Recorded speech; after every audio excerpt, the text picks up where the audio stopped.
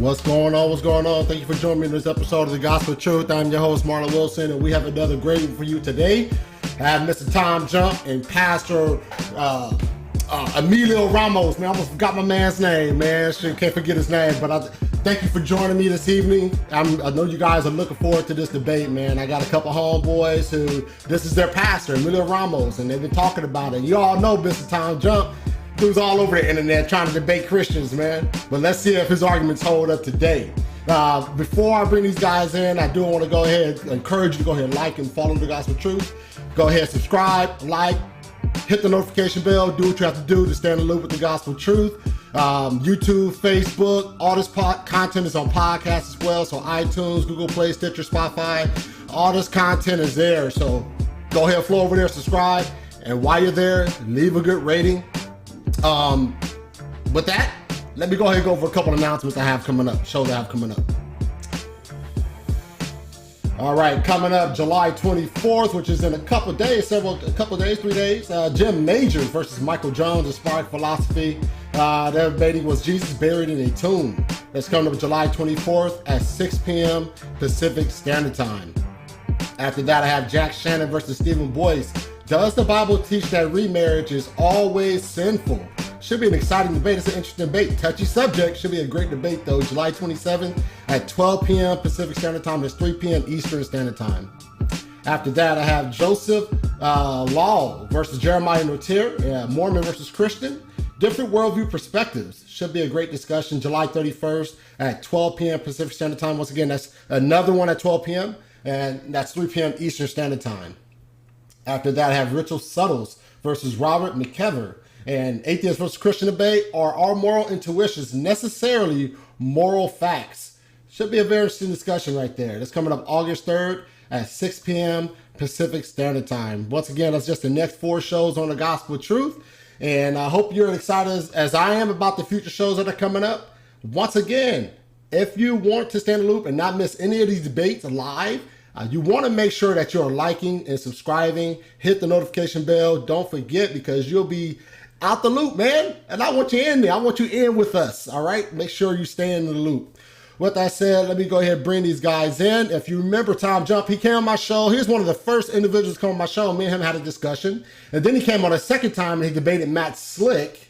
And now he's on here with Emilio Ramos. So that should be exciting. This is Emilio Ramos' first time coming on the Gospel of Truth. And he was actually on Rebuttal Apologetics. And I think that's how he got connected with me. Mr. Eli Ayala connected with me. And here you are, man. How's it going, Mr. Pastor Emilio? How's it going with you? It's going great. Thank you so much for having me, Marlon. God bless you, brother. All right. What's up, TJump, man? What's Mr. Jump? What's up with you, man? How you been? Pretty good. How are you? Doing well, man. You ready for this time? You ready, man? You think your argument's gonna hold up, man? You jumped in the Gospel Truth Octagon, man. What's up, man? Yeah, for sure. The MMA reference, sure. Definitely. All right, man. We're gonna jump into this, man. So I'm gonna give you guys a chance to introduce yourself before we jump into this debate, man. And Pastor Emilio, if you don't mind, go ahead and give a quick introduction to yourself, man. Oh, sure. Well, my name is Emilio Ramos, and I'm a pastor of Heritage Grace Community Church in Frisco, Texas. I also lead a ministry called Red Grace Media, and we have a YouTube channel that you can watch every Thursday night. We have a live broadcast and other things available there for you to watch and to be encouraged by. And so I've been doing Christian apologetics for quite some time now, going back to the late 90s, I suppose, and been doing a great deal of evangelism, open air preaching, apologetics, things like that. Most of all, just have a passion to see people come to the saving knowledge of Jesus Christ. And that's my hope tonight. My hope is that my debate partner tonight will see his need for Jesus, that he will repent of his sin and put his faith and trust in him, so that he doesn't perish, but that he inherits eternal life. And so I'm grateful for the opportunity. Thank you. All right. Thank you, Pastor, once again for coming on. All right, Tom, go ahead with a quick introduction to yourself, man. Yeah, I'm TJump. I run a YouTube channel called Debate Religious Apologists, professors, philosophers from around the world on the reasons to believe in the existence of God, whether there are any. I believe religious apologetics is taking the position that God exists. It requires you to reject the consensus in pretty much every academic field on neurology, psychology, politics, everything. It just doesn't work as an ideology, and it doesn't work in ethics either. The consensus in philosophy is that theism doesn't at all, and moral naturalism is a much better basis, which we can use as a grounds for morality with atheism. So atheism offers a better, as it does, a better basis of everything in reality. All right. Thank you both for joining me this episode once again. All right, we're going to jump into this. All right, the topic of this debate is, can atheism give consistent and justifiable reasons for objective moral values? All right, this should be a great debate. Start with 10-minute opening statements, 5-minute rebuttals, and then we're going to jump into a 60-minute discussion between you two, followed up by, I think it's 5-minute closing statements, and then we have Q&A from the audience. Sounds good? It's good. Sounds good. All right, Tom, you're arguing the affirmative in this debate, man. So you're up first for your 10-minute opening statement, man. Sure. So first, I'd like to start by saying most philosophers are moral realists, 56% or something like that, theists. So even though most, like 70-something%, don't believe in a God, they also believe in objective moral values without a God, no problem. It's a pretty common thing in philosophy. My view, the view I like, it's a naturalistic version of moral realism. Moral realists hold that there are objective, mind-independent facts and properties, and moral naturalists hold that the moral facts are natural facts. It's just objective moral naturalism. That's all it is. So moral realism is there is objective, independent. Metaphysical naturalism is that moral facts are natural facts. Epistemic naturalism, we can know moral claims are true in the same way we know about. And analytic naturalism is our moral claims are synonymous with certain claims in the natural sciences. Just to read this is essentially verbatim from the Stanford Encyclopedia of Philosophy on moral naturalism. Moral naturalism is an attractive view as a form. It offers to make a robust sense of moral objectivity and moral knowledge, allowing for moral utterances to be truth apt in straightforward ways, and for some of them to. And as a form of naturalism, it is widely seen as preferable to rival forms of moral realism. Moral properties and facts realistically constructed, unpalatable or queer, as J.L. Mackie famously expressed it. A realist can seem committed to the existence of metaphysically and embarrassed by the lack of any plausible epistemic story of how he can come to obtain knowledge of them. The naturalist can offer to save realism, but eliminate that. Moral realism and general philosophical naturalism are both attractive views in their own right. Moral realism seems necessary to do justice to our sense of matter of opinion, and philosophical naturalism has proven to be the most successful project ever for advancing human knowledge and understanding. And while dispute realism and naturalism respectively, moral naturalism is a plausible conjunction of the two plausible views. In recent years, moral non-natural. Hey, Tom, much more discussion. Sorry, Tom. It seems like your audio keeps skipping in and out. It's kind of jumping in and out. That I can't really do anything on my end because on the camera, on the view it gives me, I'm not doing it. Only doing it on the thing that you put in. So it seems like it's working. All right, let's do this. Go ahead, log out and come back in with the same link that I sent you and see if that corrects the issue.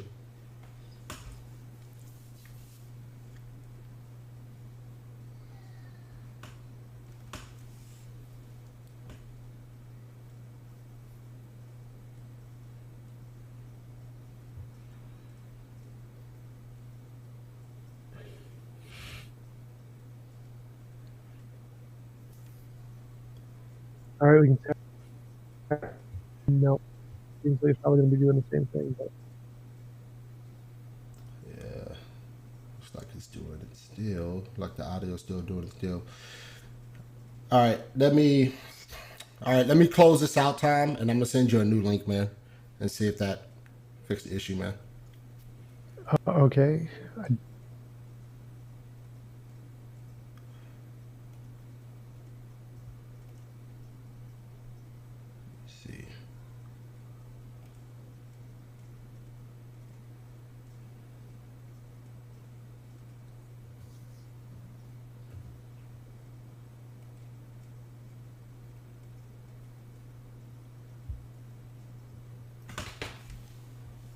Hold on, people. Let me send him another link real quick and see if I can fix this issue.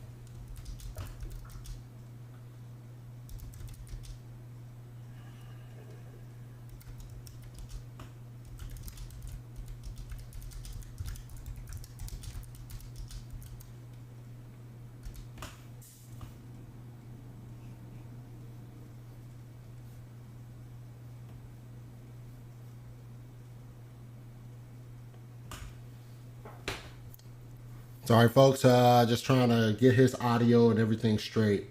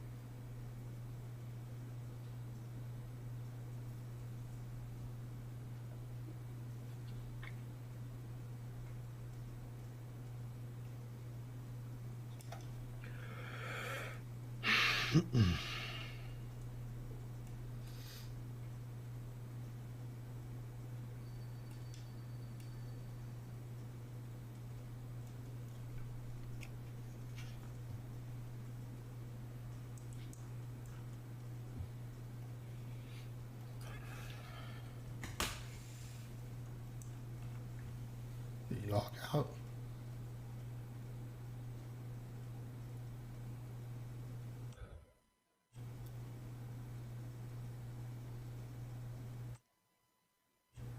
Hey, Tom, you there?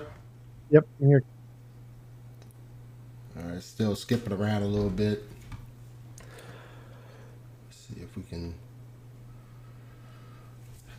All right, let's try to go ahead, Tom, and try to muscle through this and see if it's see if it behaves. Are you broadcasting from vMix or are you using like OBS? No, I'm broadcasting through vMix.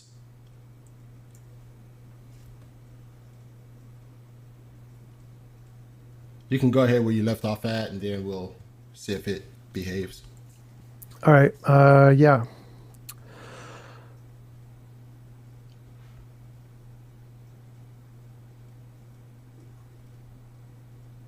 So there's been an increase in the popularity of arguments against that show that non-naturalist views of morality don't really work. And these arguments indirectly provide support for moral naturalism. If they are arguments that have non-naturalist position, then these arguments can then give us reason to say that morality is a naturalist if we can show that the arguments do not or are against the fact that there are moral non-natural facts that don't work. And there are several proposed to do this. The first is that the first argument against normative non-naturalism concerns supervenience over the natural. Then all metaphysical possible worlds in which, like, if all worlds are natural, have facts, the same physical facts, be moral and some wouldn't be if there are some non-physical things there. So, like, if you have two worlds, one where a guy kills someone else and facts and nothing but the physical facts, and the other one has this other moral non-physical thing to it, why would it be more? Because it seems like they're going to be morally significant in both cases, regardless of this non-physical fact. And if that moral non-naturalism doesn't work, because if in a world with just purely physical facts, there's still going to be a moral action taking place. Primary arguments against moral non-naturalism. I think that can sum up my introduction. All right, Emilio, you got it, man, for 10 minutes, man. For 10 minutes. All right. Thank you very much. Well, first of all, thanks again for the opportunity. And I want to thank my debate partner, Tom. Thanks for coming on. I just want to kind of give a little bit of just some bullet points as I see the issues. I was trying to kind of grapple with his opening statement there a little bit. But let me just begin by saying that according to Tom and the things that I've heard, I don't know Tom personally, but based on everything that I've heard from Tom so far, is that Tom believes that any involuntary imposition of the will is an immoral act. And so on the basis of that, we have to ask whether or not Tom actually has a proper foundation for morality. I would say no, he does not. Immorality, of course, implies some kind of morality, and morality applies, of course, some kind of standard of morality by which it can be measured. I don't think that more realism is a legitimate standard in and of itself, because more realism does not stand on its own. It implies various other branches of philosophy. I guess we can get to those. But involuntary imposition is not always negative as well. I think just on the face of it, everybody understands that doctors, police, parents, other people engage in all sorts of acts that involve involuntary impositions of the will on others, patients, criminals, children, etc. At times, we can even make a case that involuntary imposition of the will may in fact prove to be not only not immoral, but it can actually prove to be the highest form of virtue when a person's will is when we impose ourselves on a person's will involuntarily for a certain reason. Therefore, it makes it not a vice, but a virtue. So obviously, we could say that with some things on a major scale, like just war, for example. And so the statement is also a metaphysical statement, because the statement reflects the language of what is, not what ought to be, even though we're talking about ethics. When Tom says that every involuntary imposition of the will, quote, is immoral, does Tom believe that the metaphysical reality of morality, given his commitment to physicalism or naturalism or realism in his case, and even according to his potential probability arguments that he gives for various kinds of ontology, as he's done. He says that any ontology could work, idealism, solipsism, or dualism, and doesn't matter, doesn't affect his worldview. I would say that it does. I would say that his metaphysics, his ethics, all of it is informed, backed up, and undergirded by some kind of ontological claim. And so, again, I would say that Tom often commits these, what I think to be logically fallacious statements regarding morality. For example, with a conversation he had with Adam Friended, I think that's how you pronounce his name, Tom also says there is no proof of objective morality. And so sometimes Tom engages in doublespeak. Everything that I've been able to research, that I've been able to document based on the things that he says. Again, Tom says that like dark matter, quote, there is no answers to what morality really is. But if that's the fact, then how does Tom formulate his understanding of any involuntary imposition of the will being an immoral fact or moral act of some kind? It's like dark matter. If we do not know what morality is, why predicate about morality at all? It seems that the more that Tom talks about morality, let alone universal morality, based on intuition or anything else, the worse the philosophical problem becomes in his worldview. And again, hypothetical solutions that are given by Tom are not solutions at all. Tom does not really believe and any of these hypotheticals that he gives. But of course, this is what makes his position so irrational. It's not coherent. It's not actual, because he surrenders ontology, and I hope to get into that. But because he surrenders ontology, his claims about epistemology or ethics is reduced to absurdity. He doesn't know these things to be true. That's why he has endless possibilities of ontology, endless possibilities of what is actually possible. But he doesn't know them for certain. So in reality, Tom's sense of morality is rooted in humanism, back of which is an evolutionary view of man, where evolved pond scum learns to behave in a certain way. But if we are just evolved pond scum or stardust, or choose whatever cosmological analog that you want, ultimately man is without meaning, without morals, without beauty. But if ethics stems from humanism, then ethics are arbitrary, conventional, subjective, and like man, ethics are in process, so that rape may be wrong today, but not tomorrow. In fact, Tom should know that, because in one of his programs with Godless Girl, a young lady that I do not know, I've never heard of before, but on this program, the guest from her particular branch of atheism attempted to reconcile rape and how it could be, on the one hand, good, but on the other hand, bad at the same time. And needless to say, that program didn't end well for her. But in reality, Tom's problems with morality and his inability to justify his thoughts on morality stem from the deeper issue being that of a worldview. Having abandoned God as the necessary precondition for his worldview, or just refusing to retain God in his knowledge, Tom is left to his own philosophical devices. And so this gets Tom nowhere. Merely claiming that any involuntary imposition of the will is an evil or immoral act does not make it so, unless Tom is speaking with some kind of divine fiat, which of course he's not. Without a transcendental basis for his ethical and epistemic claims, Tom's worldview remains completely arbitrary and is not to be taken serious.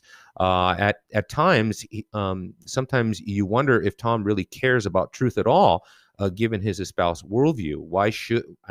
If you think about his worldview, why should he care about truth? If ontology is dismissed at the outset, then what are we arguing about? In general, I mean, what's the argument about? If we can't know what is ultimately real, why argue about morality at all?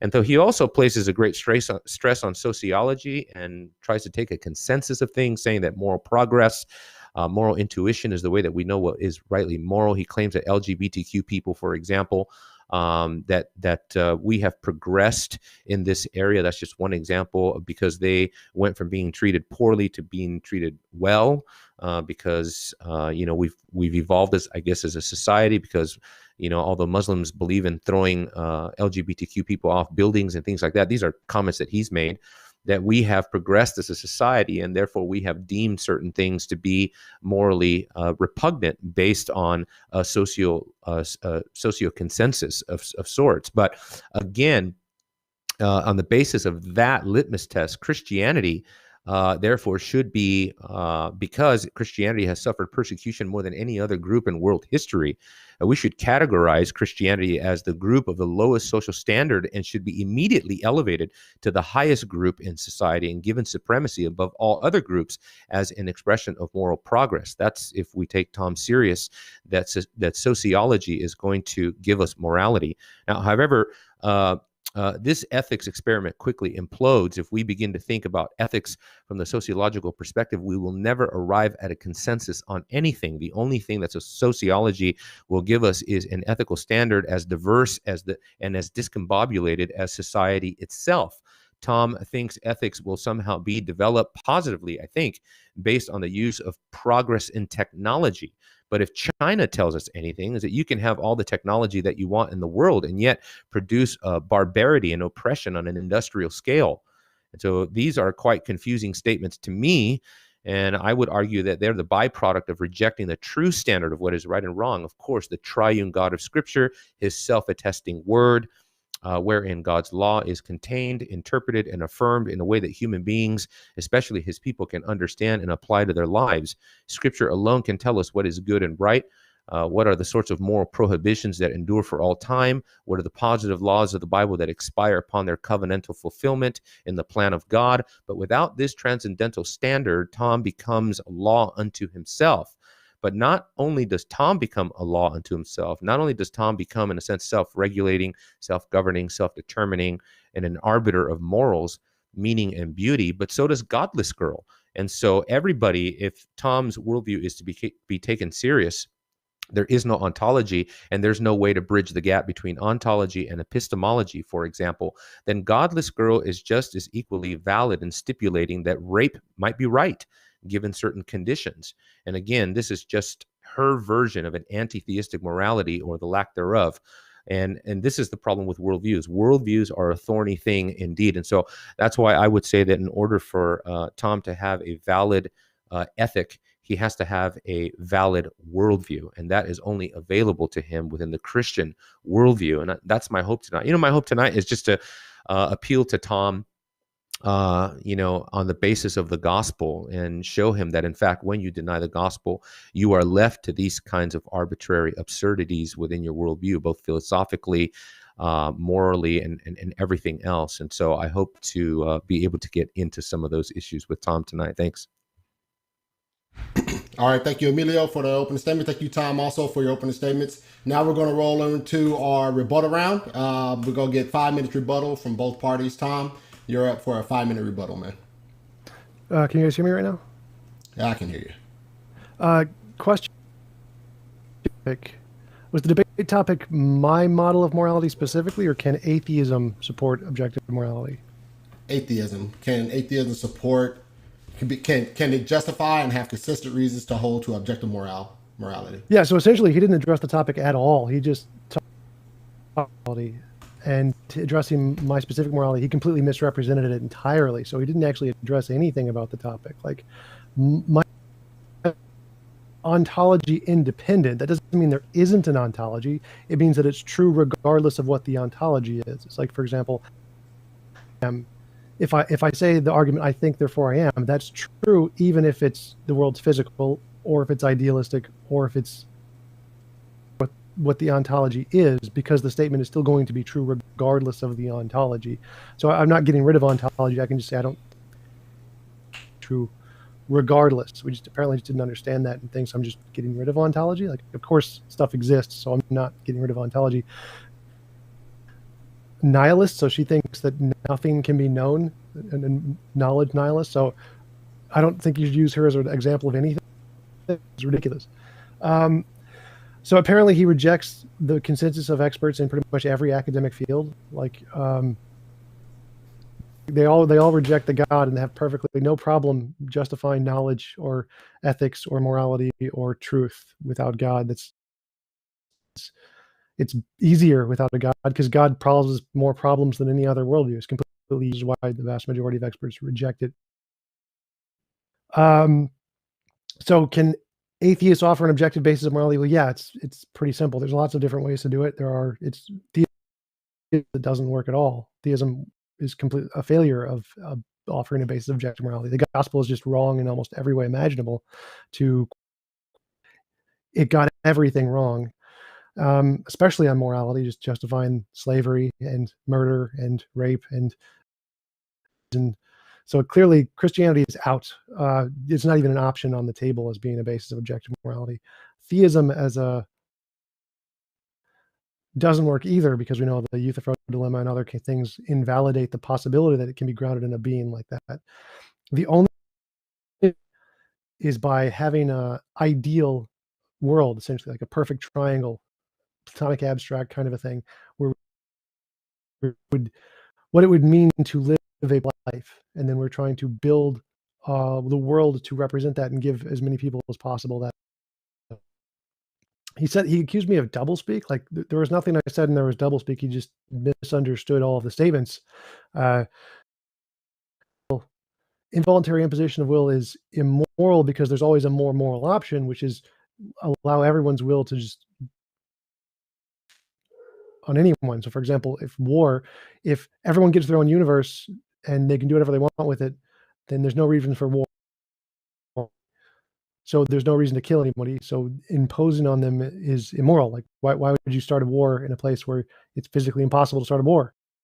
So if it's physically impossible to hurt people, then there's no justification for actually hurting people in self-defense, because they can't hurt you anyway.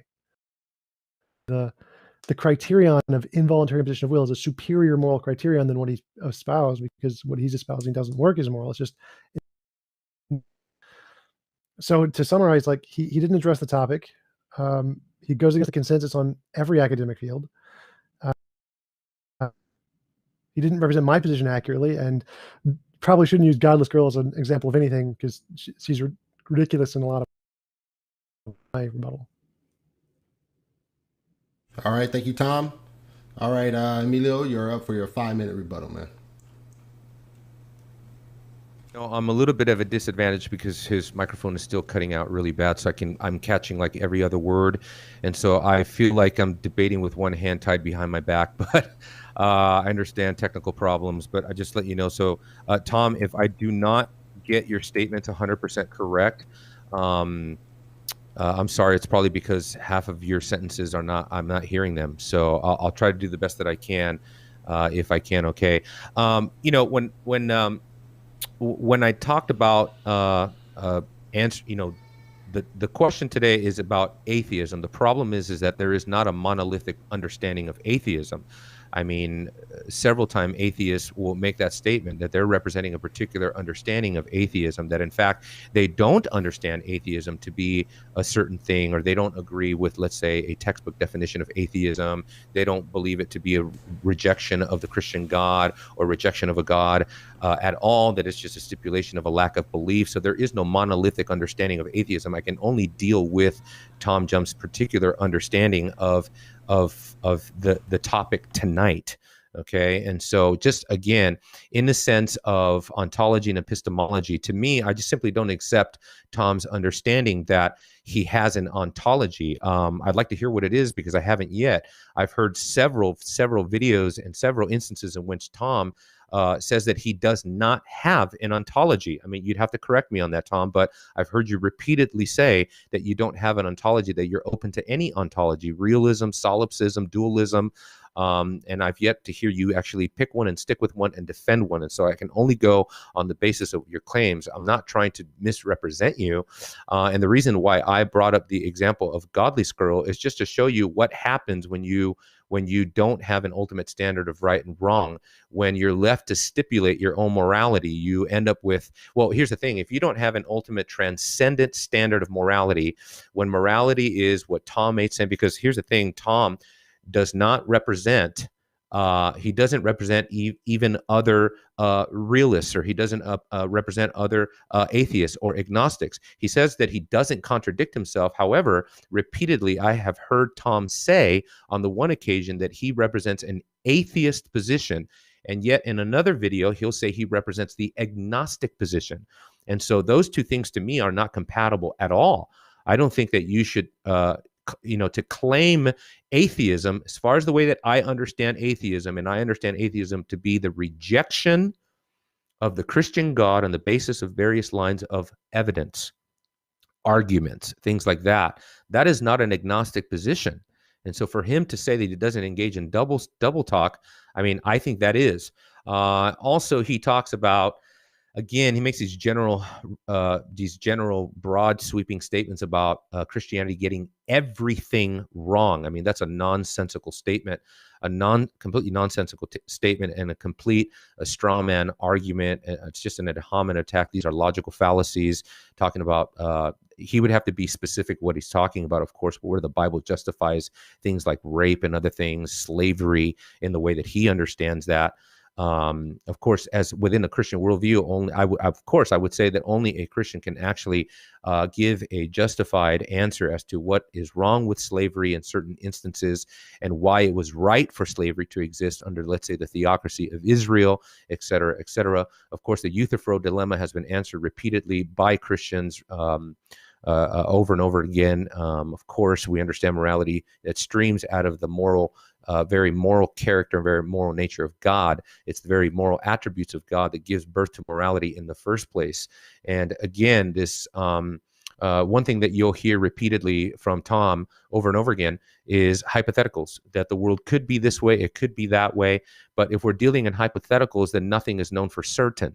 And so that's kind of the problem with hypotheticals. And that's something that I have found consistent over the years and talking with atheists is they love to deal in hypotheticals, flying spaghetti monsters, alternate universes, what could be a perfect world, a utopian world that doesn't exist, a consensus that nobody has ever arrived at, sociology that does not exist. He talks about sociology, he talks about consensus, but does he not know that the vast majority of the population of the planet Earth consists of theists of some kind?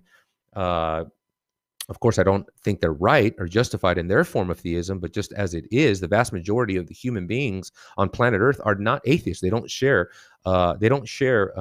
Tom's understanding of philosophy, his understanding of realism, his understanding of dualism, his understanding of ontology, metaphysics, ethics. They just don't. So he's definitely. You want to talk about consensus? You're completely out of the consensus.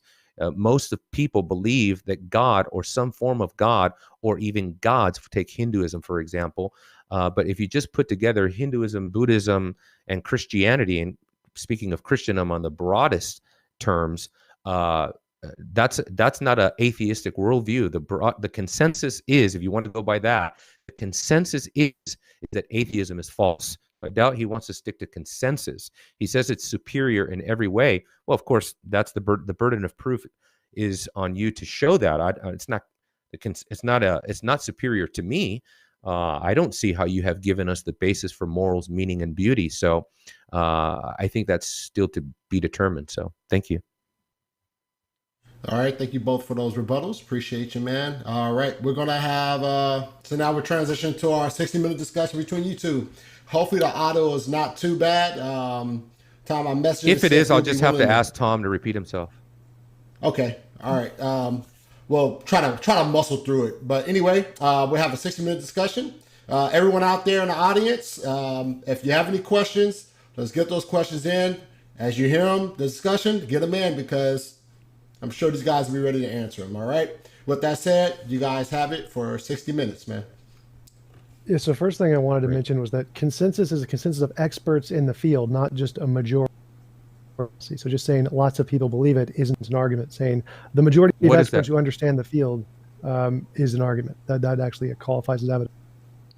The consensus. Secondly, the consensus of. Oh, I'm sorry. Go ahead. Secondly, like again, I have said I have non. About what I said. It's by my definition, I'm an atheist, and then by other people's definition, they like to use the term agnostic. So I use the term agnostic because that's when there's nothing inconsistent about that. Saying I use different words in different debates, they have different contexts. They're not in any way contradictory. You just have quoting me in different contexts doesn't in any way show a contradiction there. It just shows you don't understand the context. Godless Girl is not a representation of God. So saying if you don't believe in God, it leads to Godless Girl is insane. That's completely batshit crazy. Like, no, but Godless Girl is just, it's a poisoning the well, something like that, where you just ridiculous example saying that, oh, hey, oh no, it's a reductive ad absurdum. You pick up the most ridiculous example you can and say, well, if you don't get God, you lose this. Like, no, most philosophers, the most reasonable are atheists. The most Royal Society of National Academy of Sciences, 95% atheists. The most intelligent people in the world, most accomplished, Godless Girl, if you dismiss God. Okay, I didn't know if that was a statement you want me to respond to any of those points, Tom, but all I'm saying is that Godless Girl is what happens when you stipulate that ontology is up for grabs, when you stipulate that morality is up for grabs if it's not rooted in some sort of transcendental statement. That's not true at all. Again, Godless Girl has nothing to do with those claims at all. There are people who are moral anti-realists who are not as crazy as Godless Girl. The Godless Girl doesn't matter, insane. but who are they? Well, first of all, calling Godless Girl crazy already presupposes a standard by which something is measured to be crazy, whether ethically, philosophically, morally, and we can have that logically. without God, so that's not a problem. I don't see how you can. You can say that, but you haven't shown how. She's free to stipulate whatever worldview she wants, though, right? Isn't she free to stipulate whatever worldview she wants? Sure, and you can do that with the God too. Yeah, because again, what I'm saying is that when you talk about a consensus, how do you overcome that? I mean, do you understand that right now in places like Saudi Arabia, the Grand Mufti of Saudi Arabia, for example, who's basically like the Pope of Saudi Arabia, would say that it is a Muslim right for Muslims to have child brides. It's not a consensus in Saudi Arabia. Consensus is a consensus of experts. Do you believe? Not an ad populum. Okay. Do you believe that? Is he an Hold on a expert? second. Is he an expert Is in he the an field expert of in what? philosophy and ethics? The field of philosophy and ethics. Does he know anything about it? Oh, he would definitely. Oh, he would claim to be because his philosophy I don't and care what ethic he is claims. rooted in Like, divine transcendence. does he have a PhD in ethics? Does he have a PhD in ethics? No, that doesn't.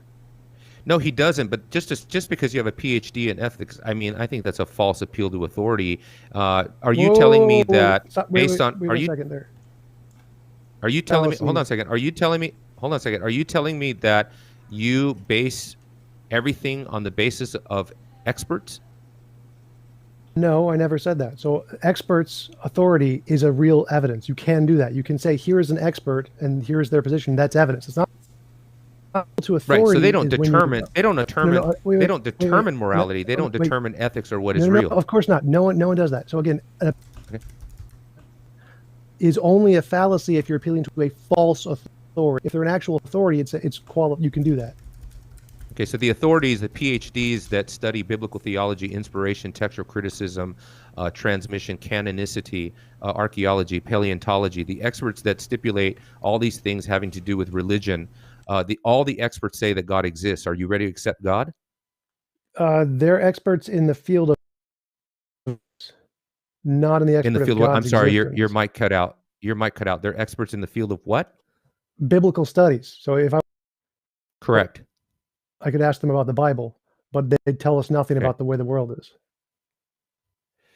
But that's an assumption based on your worldview and your pre-commitments to an anti-biblical. Completely wrong. So in what way? That's the consensus of historians. Historians say that history. The consensus can't tell of us historians about based on who? That's a viciously circular statement you just made. What are you talking about? A consensus on historians. Well, who decided who the historians that build the consensus? I know many historians, and they have historians like Will Durant, historians like Philip Choff, historians like Justo Gonzalez. I can give you historian after historian after historian, and yet they would testify to the historical reliability of things like the Bible. Would you allow that? Sure. Or do they have to be non-Christian historians? What is the consensus? And they could quote like Michael Licona, who said, the majority of biblical scholars and historians hold to it that the study the bounds of a historian acting within their professional capacity. Like the consensus says, no. You know what will help me? You know what will help me, Tom? You know what will help me? If you can do me this favor, you talk fast enough to do this. I'm being serious. When you say something, if you can say it in two different ways, that way, if your microphone cuts out in the first way that you said it, I might be able to hear it in the second way that you said it. Yeah, I don't know. I'm sorry. I'm Marlon, I'm doing the best that I can just because I keep missing like every other word. So I do apologize about that. Yeah, I understand. I can see it. Just reiterate what you're saying. Reiterate what you're saying and say it a couple times again, and then I'll get it. It would be possible, like, to just on a different server that we can actually work with, because this is not working at all. I've tried to like make the same cut off every time. Mm-hmm. Yeah. I mean, I'm trying to power through it. I am getting some of what you're saying. I'm getting the gist of what you're saying. And so, I'm willing to go forward until, well, it's like we can try to understand each other. We're on bad phone call, but we'll make it work. Yeah. I keep trying to make the points and it's like breaking up in the middle and you don't ontology. Like ontology, ontology. I've said I'm a materialist every time, but the point of the argument is that it's, wait, I've heard you say on videos you're not a materialist, that you're not a naturalist, you're not a physicalist. No, I've always said that. I've always said I am that. I don't know where you heard me say I wasn't. I said that my... yeah, so I keep cutting out. Like I keep trying. I'll send you the link. Is it possible you can use your cell phone? Sure. Can I call in? Yeah, you could call in with your cell phone. I think that... Make sure you got batteries. I mean, as far as... obviously, I desire the video too, but is it possible you can use the camera on your phone and the audio on your phone to call in? Possibly. How do I do that? All right, so just go to www.vmixcall.com, or you can just click the link that you are using currently. You can go to the messenger that I sent the link in, and you can just come in through that same link, and it'll bring you right back. All right, I'll try that.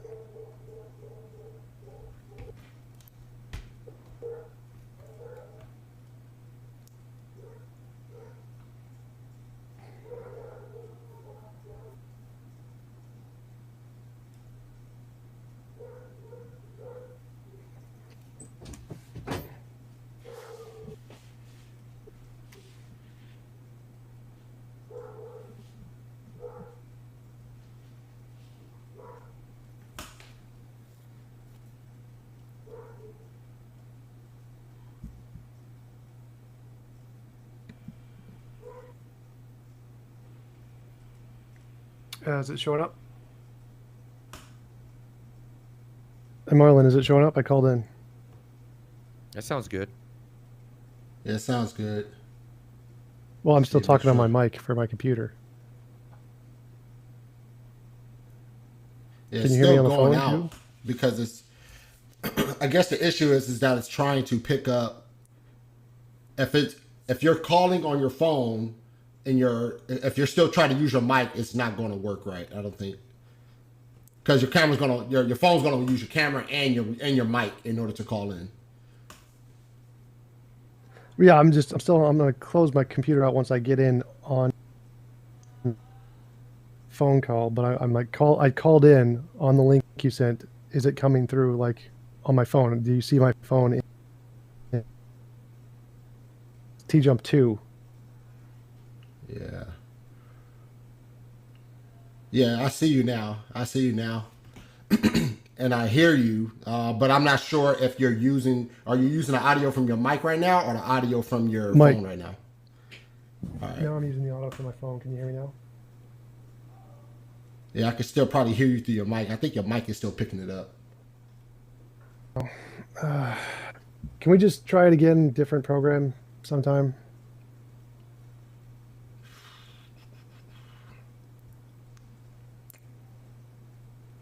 Hold on, man.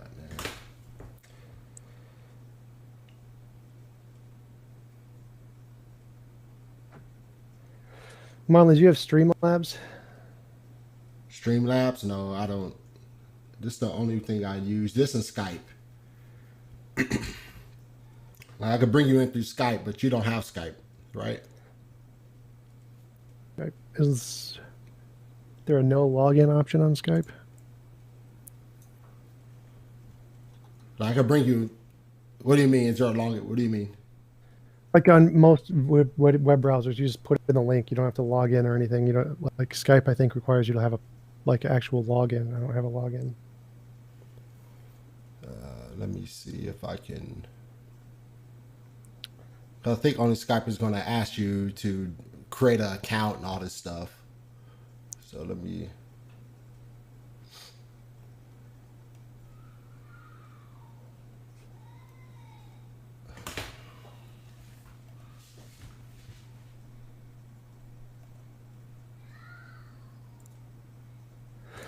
Yeah, can we just back out for another day because the audio problem is just really bad.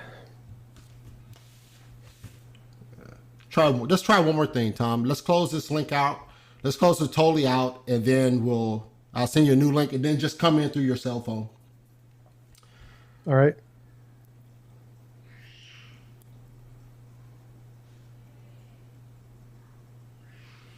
Sorry about this, Pastor, man. Hey, it is what it is. Fruit of the Spirit is love, joy, patience, peace, kindness, gentleness, self-control. Yeah, exactly. Let me see if he come in through his phone, because it seems like he's still picking it up through.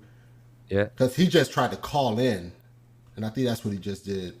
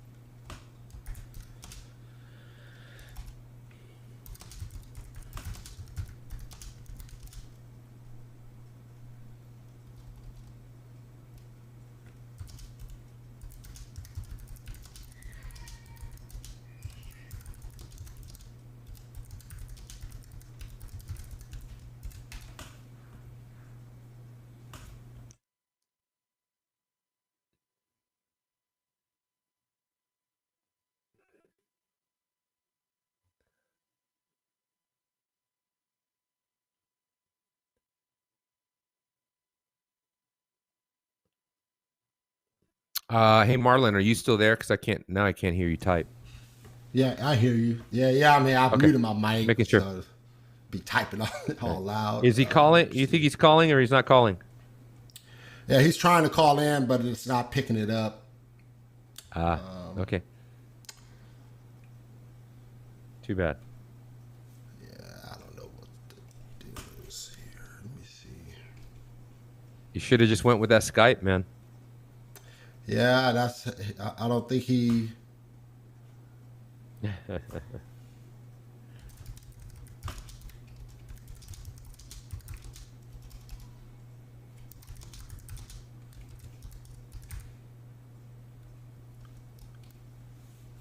me see something real quick.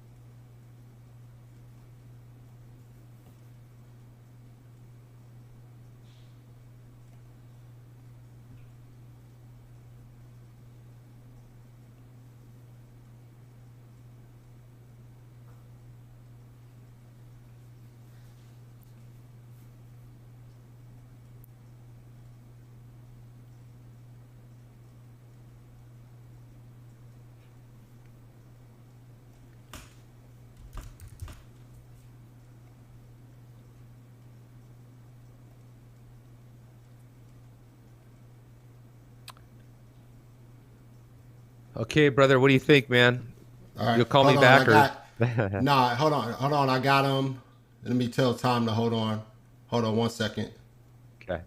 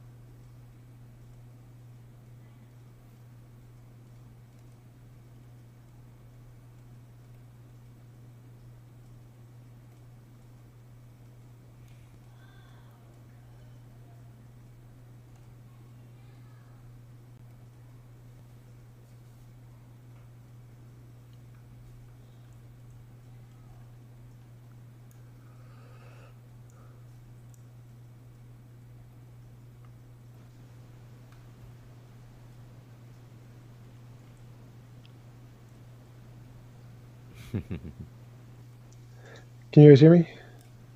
Oh, Yeah, we can hear you, Tom. I can hear him. all right. Testing. Is that quieter now? Echo? Sounds good to me. Yeah, All sounds right, good. cool. All right. So yeah, like it it's looks like still it looks like freezing. your video skipping a little bit, but your audio is very consistent. I think Yeah, that's who the cares most about the important video, thing huh? anyway. Okay, Yeah, all right, so cool. That works I then. think we're good to go. The video's like totally frozen.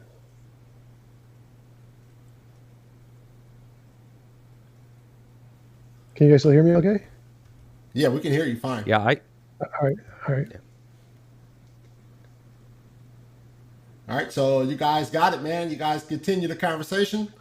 Man, I'm not sure where you guys left off at, but there you guys. yeah. Where to pick up?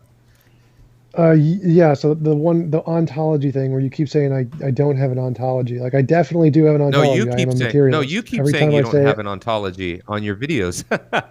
Maybe no, I'm no, just that's listening to all those your are only videos for the wrong. sake of an argument. Like so it's only Oh, okay. in an am I still cutting out?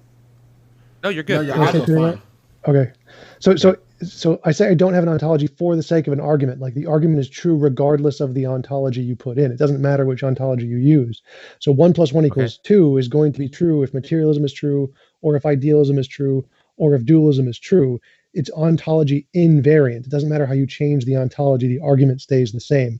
So when I'm saying I don't have an ontology, it's for that argument. It doesn't matter what ontology you use, you get the same result. I I still have an disagree. Well, ontology. I'm a I materialist, appreciate. but you don't doesn't Sure. matter.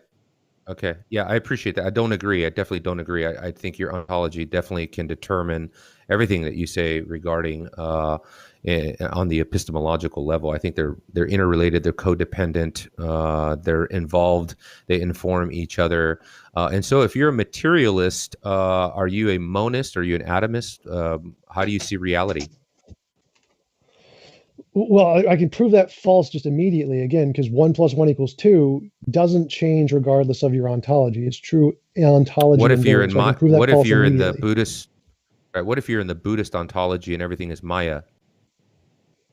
Everything, One in plus other one words, equals everything's still illusion. two. Still No, two. it's 1 + 1 illusion. still equals 2.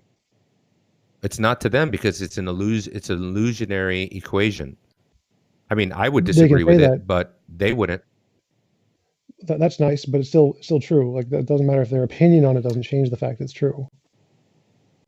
I'm just giving you an example of how ontology definitely affects your epistemology. You may not accept it, neither do I, as far as we're talking about Buddhism, but I'm just giving you an example. But my other question is this, Tom, if you're a materialist, are you a monist or an atomist? Uh, Neither. I don't take a position on that. I don't know what the fundamental You, nature of reality is, whether it's one or many. Who knows? so then you don't know if the fundamental nature of reality is materialistic or not.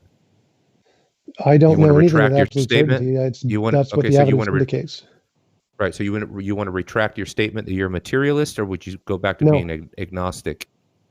If you don't know no, the I'm going to fundamental nature stick with of science on reality, this why one. would you claim? Hold on a second. But if you don't know the fundamental nature of reality, would you take a materialist position? Doesn't that assume that you have some grasp on the fundamental nature of reality? No, it assumes we have evidence that there is material stuff that exists, and we don't have evidence of anything else that exists, so we can inductively infer material If you stuff is the way the nature right, of reality is. if you don't know the fundamental nature of reality, how do you know that the evidence that you're looking at is subject to the laws of logic, induction, and such? Because they're true ontology invariant. You can't get an ontology that loses them. They're always true. They're just languages to describe reality. Sounds So arbitrary it to doesn't me, but matter. um, Well, that's the it doesn't. opposite of I mean, arbitrary, actually. so you don't know the nature of true reality, but you want to talk about things not being arbitrary. I don't know how that follows. Because it's true independent of ontology. Like I think, therefore I am is true, and that can't Is it ever be true? false, no matter Okay, what, but no matter what ontology. is it is it if it is independent of ontology, that's an ontological claim. And if that's an ontological claim, that you No, just refuted your own position. no, I'm not saying there isn't an ontology. I'm saying it's ontology independent. Those are not the same thing. Like I don't understand why you think those are Sure. I mean, contradictory we can go terms. on Like with the saying that conversation, Tom, but yeah, we can go on with the conversation, Tom, but you would understand from my perspective as a Christian why I'd have a problem with that, because the minute you surrender knowledge on the level of denying the possibility of knowing the true character of reality, for example, everything that you stipulate and predicate from here forward is subject to the same line of questioning. It's an infinite regression at some point, and it really makes the conversation quite futile.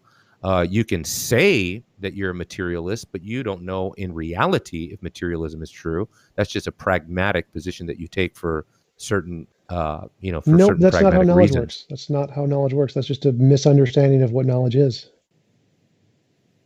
How so? Because you don't need to have absolute certainty to have knowledge. Like I can know things without having absolute certainty. Are you absolutely certain about that? I don't need to be. It's called fallibilism. Okay, are you absolutely certain that it's fallibilism? I don't need to be. Every time you ask that, I'm going to say I don't need to be because it's fallibilism. Right. So that's what I'm saying. That's called an infinite regression. You're not making a No, meaningful it's not an statement. infinite It's regression at all. It's meaningless. just because you keep asking the same question, which I don't need to, which is comes to the same answer every time. You just keep asking the same question. Okay. So All right. I would say it's regress. I would say it's question begging. I think it's a self-refuting position. I think it is an infinite regression. Which one of the premises is in the conclusion? Because there isn't. That for it to be question begging, one of the premises has to be in the conclusion. So demonstrate it, or else you're just making crap up. Well, because you have yet to justify your claim that something is a certain way, whether it's fallibilism or materialism or anything else. That wasn't the claim. You said it was question begging. For it to be question begging, one of the premises has to be in the conclusion. If you can't demonstrate that, then you're just making shit up. I would say the broader worldview you're operating off of is question begging, because it assumes a certain ontology that you haven't proven yet, and that you actually claim you cannot prove. Which premise is in the conclusion? If you can't show that, then you're just making shit up. You can't just say it's question begging without actually demonstrating it's question begging. Show me which premise is in the conclusion. I don't know that you formulated a syllogism where you gave me premise 1, premise 2, and a conclusion. Then why are you concluding it's question begging? It seems like you're just making shit up. All right, let's try to chill on the language, man. Let's be good on the language, man. Yeah. Thanks, sir. Yeah, Tom's usually pretty good on the language, and so I'm a little bit surprised that he's having to drop profanity while we're talking. If that continues, I'll just turn it off. But again, I think it is question begging. You have not proven the fact that materialism is true. You have not proven the fact that ontology and epistemology works in the way that you are saying that it works. You have not proven, for example, that 1 + 1 equals 2 in every scenario, in every ontology, in the Buddhist reality or the lack thereof, in the Buddhist Maya world, whatever. These are just assumptions. These are just assertions. No, those are analytic truths. Those are proven to be true. We can actually have the proofs. Analytics is an illusion, analytics is an illusion in the Buddhist worldview. No, it doesn't work that way. I mean, you claiming that is irrelevant. It's still a proof. So whether or not you accept the proof, I don't represent Buddhism. I'm just telling you that not every ontological position leads you to the same sort of Aristotelian conclusions. You can say those words, but they're inconsistent gibberish. They do not work. Okay, well, tell that to the Buddhist you can say those words, but they don't work. We have a proof: 1 + 1 = 2. So you kept saying my position is question begging. Demonstrate it. Demonstrate which premise is in the conclusion of materialism. Well, it's question begging. It's question begging, Tom, in the sense that you said, when I asked you, are you a monist, atomist, or something else? You said, I don't know. I don't know the true nature of reality.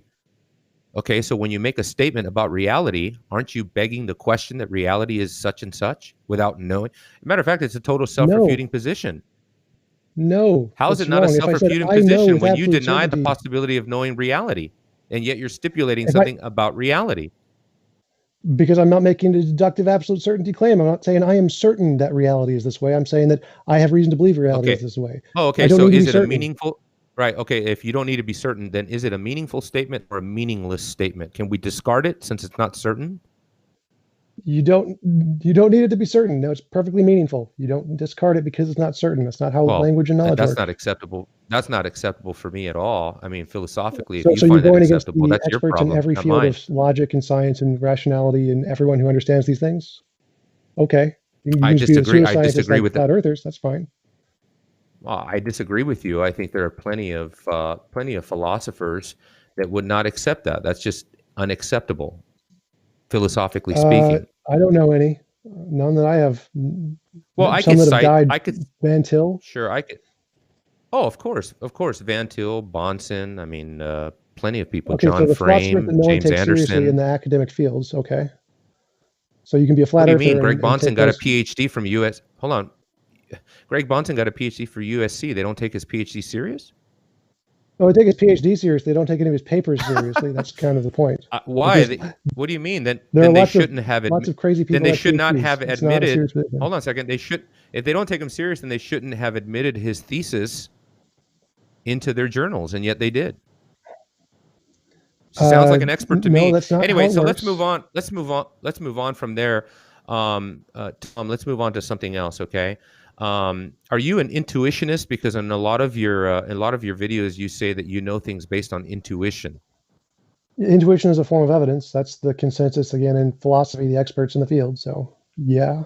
Okay, when you appeared on a video with Eli Ayala, and he asked you how you knew that every involuntary imposition of the will was an immoral act, you said quote intuition, and you said quote moral consensus. When you say intuition, what kind of intuition are you talking about? Are you talking about Platonic intuition? Are you talking about Kantian intuition? Are you talking about intuition based on memory? Are you speaking about intuition based on sense perception? Which one is it? Intuition is a feeling that people have that things are intuitively immoral. That's what moral intuition is. It doesn't have a Kantian, Humean perspective. It's just a feeling people have. I That's didn't the mention Hume. thing. I didn't mention Hume. I said Plato, but in the Platonic scheme, intuition is relegated to what you remember or what you can recollect, versus the Kantian position would be that it's subject to sense perception. So it sounds like something like what you're dealing with is like a sensation of some form. But how did you get around the problem? Or have you figured out the problem yet? The fact that we don't all have the same intuition. Like I just mentioned, give you the example, Tom, that Muslims believe it is according to their law that it is a right for a man to have a child bride. Now, that's not my intuition. I hope it's not yours, but they would say it's intuitive, given their worldview and based on the way The that same is true of anthropology is all of taught our there. senses. So all of our senses, we don't share. We don't see the same things in every cases. There are delusions and illusions and misconceptions, and people have damaged parts of your brains. None of that is a difficulty or a problem.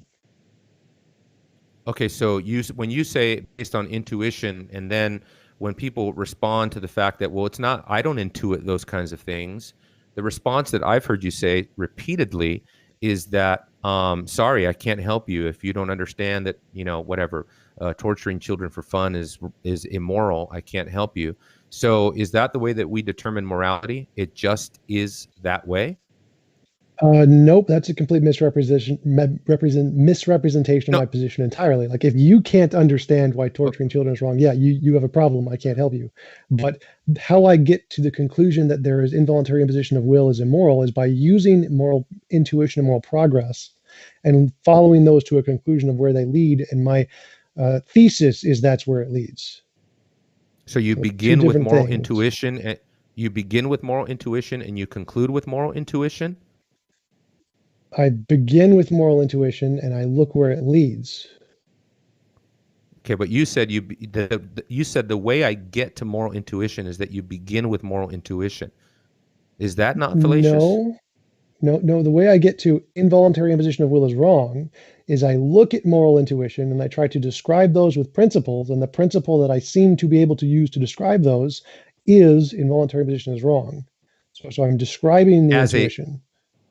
Okay, so but involuntary imposition of the will is wrong as a moral intuition. But you just said again, you have to rewind the tape, Tom, and listen to it. You just said again, I begin with moral intuition, and then you arrive at a certain notion of moral intuition. I mean, that to me sounds completely fallacious. No. What if I said that? What if I said the super same simple. thing as you? I begin with the God of the Bible. I end with the God of the Bible. Is the debate over? You're not understanding. So Okay. I see a phenomenon. There is a phenomenon in the world we see. We see these things. People have moral intuitions. And we want to, what is the common factor of moral intuition? So we create principles to describe the moral intuitions. It's not circular. We're literally describing the things we see. Obviously, we're going to begin with moral intuition, and then we're going to describe those things. See, like, well, what can we use to give it principles that describe what is the commonality of those things? So obviously, you're still going to be describing moral intuitions because that's literally what we're doing. That's not circular. That's literally what we're doing. We're describing moral intuitions. Like, what is the principle that connects these things? Like induction, you see a rock fall and you try to make a prediction about the rock falling, you're going to describe the rock. You're going to describe the patterns in the rock. That's what we're doing. We're doing the same thing we do with physics. Okay, that's fine. I don't really know how else you can possibly claim that your worldview regarding ethics is meaningful once you've denied the idea that you do not know the way that ultimate reality works. Does that mean, I don't want to put words in your mouth, does that mean, Tom, therefore, that the attempt to discover what ultimate reality is and how ultimate reality works, does that mean therefore that is futile? That's futile? We cannot know the nature of ultimate reality? Those are two different things. So again, I have a Okay. theory of the way ultimate reality is based on evidence. And if my theory is right, then everything I'm saying is meaningful. How could So you I ever can know if say, it's right? Can I ask that what, question? How ask what could you question? ever know if it's right? Can I ask that? Is that a legitimate question? Yeah, but you don't need to. Again, that's irrelevant. So I can say, if So I'm right, then, hypothetically, I don't need to know I'm right. I'm just going to say, if I'm right, then here are the consequences of if I'm right. And I can say, that's meaningful. Here's the meaningfulness comes from if I'm right. If this is the nature of reality, then here's the meaningful consequences. So if I say, if I'm a materialist, I think that material is all there is, and morality is a natural property of the world, and the moral law is that any involuntary imposition of will is wrong, then we now have a okay. complete logical, coherent system of objective morality in a materialistic worldview. I don't actually need to know any of it's true. That's not relevant. I can just say, if this is true, then it is meaningful. Can you explain a little bit of that? Maybe explain that to me a little bit more, because I think I just heard you say that morality is a natural byproduct of the world, something like that. I don't want to misconstrue what you're saying. Yeah, I don't know. It was in my introduction. I don't know how No, much of you it you just said it caught right because now. of the mic problem. I'm saying just a sentence ago. You just said that morality Yeah. is I'm a quoting my byproduct of intro. the natural I'm quoting my world. intro. Okay. The moral naturals, moral facts are natural facts. Yes, that was in my Okay. intro. When you say natural facts, what are you talking about? I don't know. What do you mean?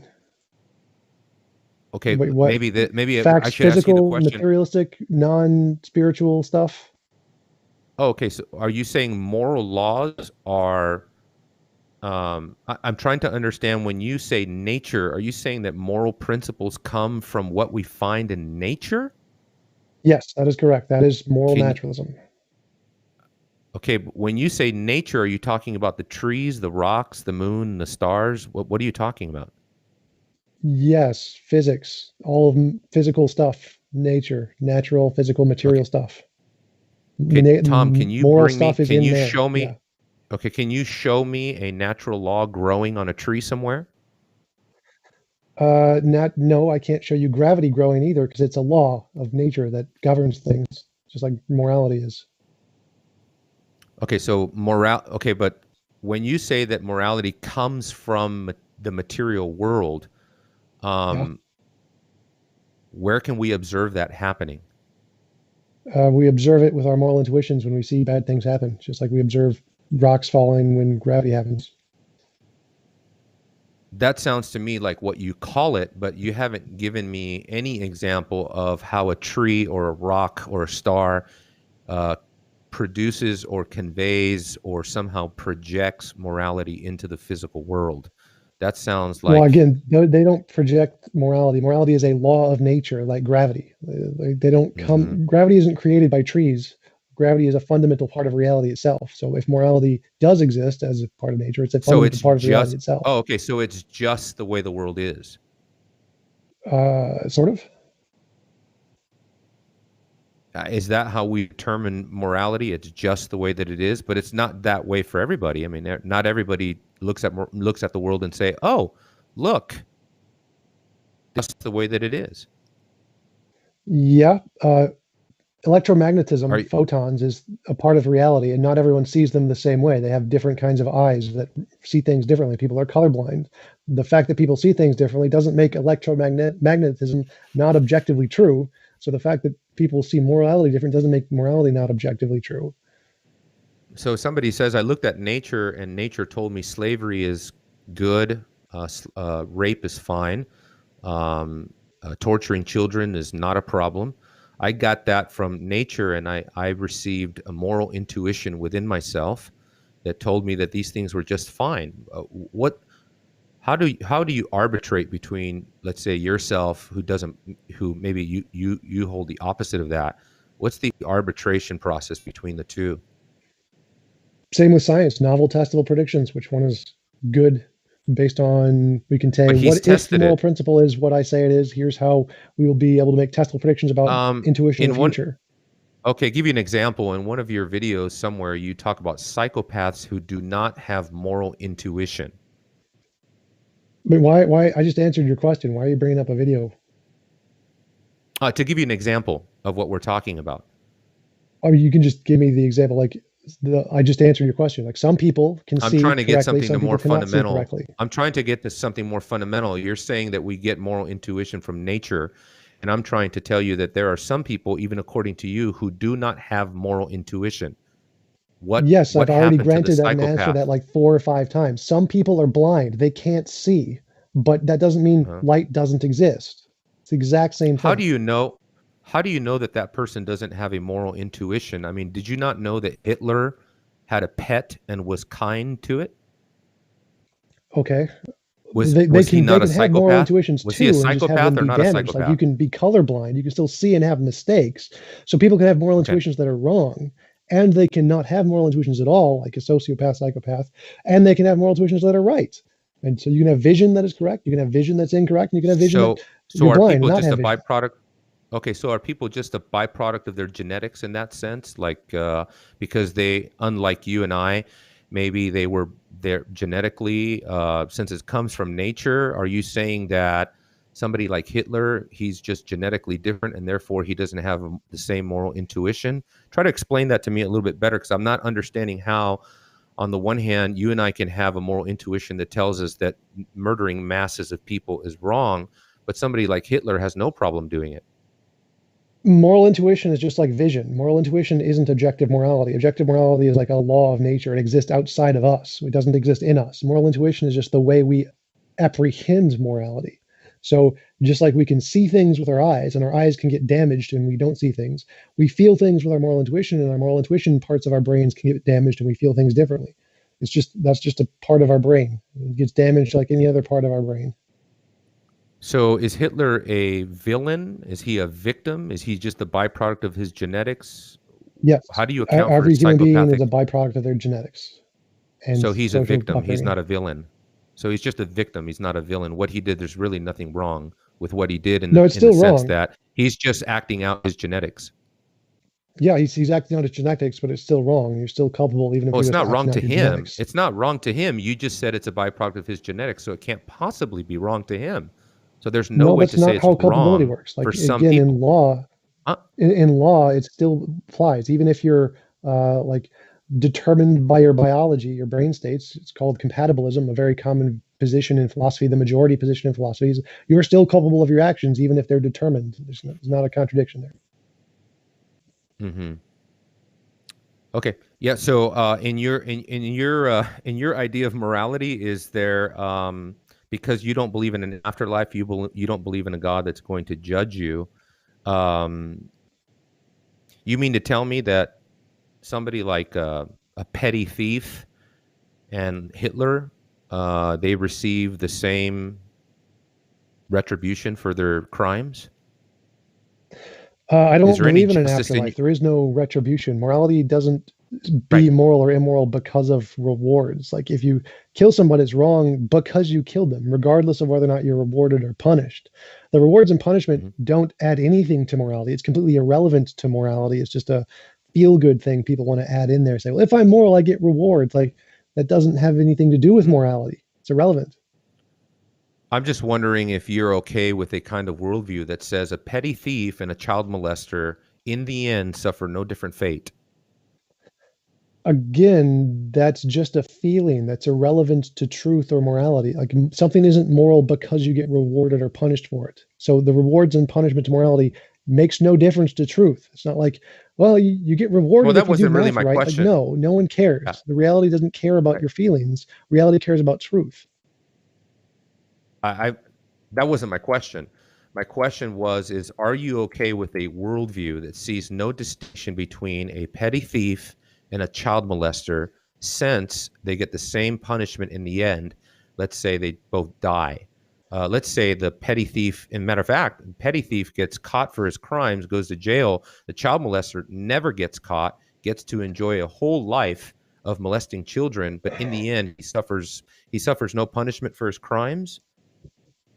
Right. So what you You asked there believe in a was there's no difference between a petty thief and a child molester. No, that's wrong. right. One is more immoral than the other. Why? Whether they get Why? How punished do you know is that? irrelevant. It doesn't make it more wrong or less wrong whether or not they get punished. Reality still says this is more Where are wrong. the The punishment okay? doesn't change it. It Where, doesn't affect it in any where way. did nature give us? Where did nature give us, according to your understanding of nature? Where does nature, without God, give us the kind of 10 Commandments or something like that by which we can measure a scale of depravity? It's a law of nature like What gravity, so it's a part of the universe.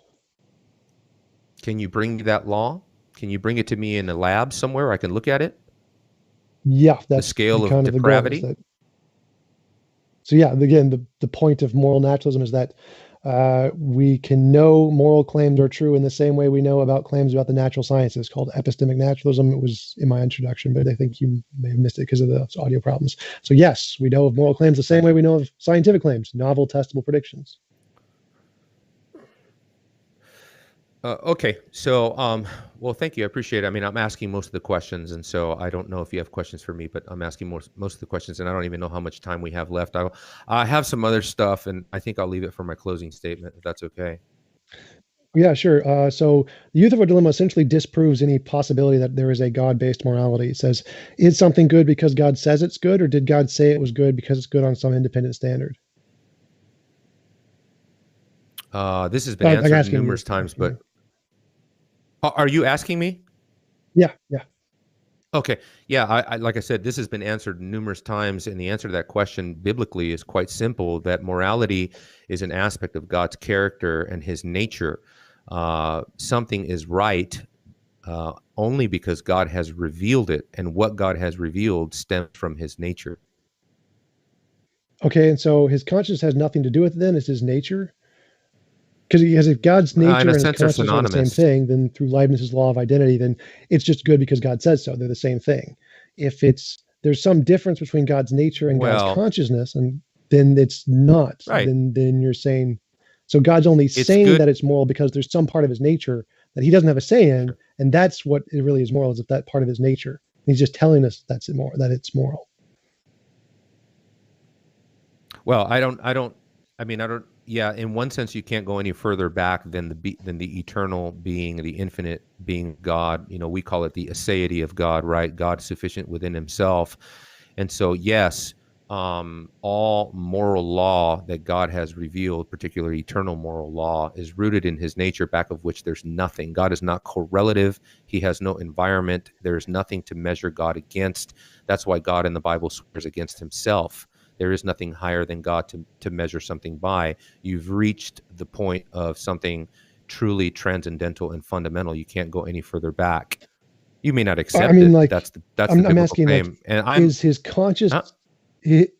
consciousness and his nature aren't the same thing, right? Those are two separate things. Consciousness is a part of his nature, but there's more to his nature than just his Correct. consciousness, right?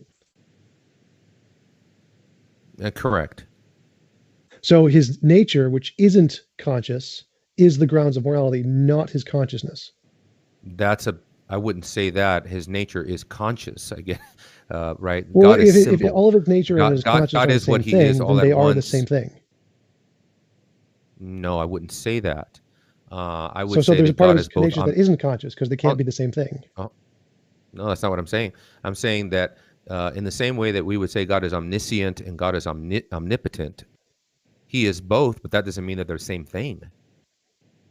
They're all part of his character, Right. his nature, and God is who he is as a simple being with one eternal active vision. He knows everything all together and at once. But that doesn't preclude that he is not also at the same time omnipotent, omnipresent, et cetera, et cetera. I don't see Well, any problem with God being both uh, a certain kind of God in relationship to his nature, and for God also to be conscious. I don't understand the I'm point. not saying there is one. That's not what I'm asking. So he has Okay. multiple properties. He is conscious. That is a property. But his consciousness is different from his nature. His nature is other things, not just his consciousness. So, and then which one of these grounds is the morality? Is it his consciousness or is it his nature? Because it can't be both, and they can't be the same thing. Well, it's his nature holistically, taken comprehensively as a simple being. That's the answer. You may not like it, but that is the answer. Well, that isn't an answer. So if, like Leibniz's It law is of to me. identity, if God's consciousness is the same as his nature, if they're the synonymous things, then there's no difference between the two, and you're just saying it's good because God says so. You're adopting the first premise of the first horn of the dilemma. I can only If go. there's Oh no, well, I can only go as far back as Revelation allows me to, and as far okay, as Revelation allows me to understand the being of God, I can't stipulate some relationship between the conscience, and the nature of God. Of course, God, part of God's nature is that He is conscious. Yes, right. I grant that, and so I'm saying, which part of him does the morality come from? Is it the conscious part, or is it one of the other parts? all of it, all of it, all of it. It's Again, all that that. doesn't It's work because that's Leibniz's law of his identity. entire nature If they're all the at same once. It thing, works for me. if they're the same thing, then you're It's just saying it's good because God says so. No, I'm You're just saying it's admitting the first good premise of because the horn. You're just admitting it. no, what I'm saying is that it's good because God says so, and the reason God said so is because He cannot but say so, because these things are regulated by His nature. Right, and that's a contradiction if his nature and his conscience are the same thing, because they're the same thing. They I can't. don't They can't I both. don't see He that can't be forced by his I don't see consciousness that to that do follows. something in his consciousness. It doesn't make any sense. Like, so, if his consciousness can't tell us anything other than what his consciousness tells us, then there must be something independent of his consciousness that restricts his consciousness, because his consciousness can't be restricting his consciousness. That's a contradiction. Mhm. So if No, God's consciousness can't do something, there's something restraining it. Something is keeping it from doing something else, and it can't be the consciousness, because the consciousness isn't the problem there. It's got to be something again, else, you're something trying to non-conscious. right. Right. Again, you're trying to think of a God in a composite form. God is not a composite. He is a simple being. And every time you attempt to portray the God of the Bible in composite categories, I will deny those categories. I will reject them, and I will not be holden to have to respond to that in one sense, because you're not talking about my God. You're making up. You're not dealing with God on His terms. You're not dealing Oh, I'm only with talking the about your argument God. So I'm itself. talking about exactly what you said, because you just Well, if you said were only God's talking about my consciousness God, then you know can't do He's something. simple. You said If God's you were consciousness talking about can't do something because it's of his nature. But that's a problem, because if all of God is God's consciousness, then all of God is that thing that's being restricted, and there's nothing out to restrict it. That's a contradiction. It's literally logically impossible. You can't do that. You can't have it both ways. This is why, again, most philosophers reject the entirety of the theistic position, because it makes no sense. You can't have a consciousness that is restricted by itself. There has to be something else to do the restricting to make it not be able to do that. And if there isn't that thing, then it makes completely gibberish no sense. consciousness belongs to a simple being, which you're not willing to grant. Well, no, I'm happy to grant. I can grant anything you've just said, and it just doesn't work. I can demonstrate it's false. So even if I don't think you consciousness is a part of can. a simple being that is a single property or whatever, a single aseity, then that thing, the consciousness is that property. It is that thing. It can't be something else. So you can't say the consciousness is restricted, because the consciousness is the whole thing. It is the one property. Yeah, I'm no, not I mean, sure. you're not using biblical categories, and so I don't know what to do at this point. I can only represent the God of Scripture. I can't represent a composite being. So, I'm just granting your position. So I'm saying it's not a composite being. It's a single being. It has one property, the God property. And if that one property Mhm. can't say something is immoral, it's being restricted by something. But it can't be restricted by its own God property, because that doesn't make any well, the Bible sense. says So he's there has to be restricted by his, well, the Bible says he's what? restricted by his own good pleasure, but he doesn't ever reveal. If you would, he doesn't reveal to us every aspect of his good pleasure, his will, what pleases him.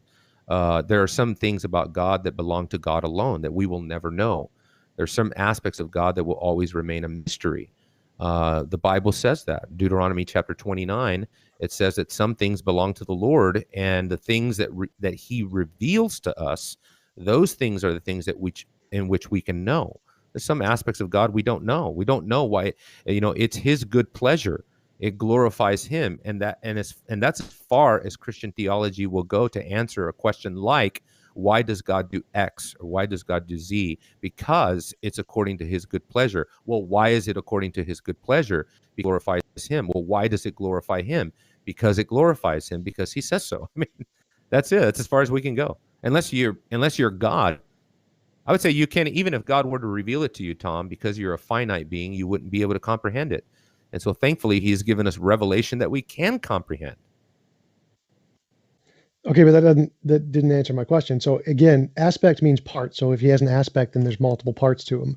But if you're saying that No, God's I disagree with consciousness, that. God's property can't do something, it's restricted, then it has to be restricted by something else.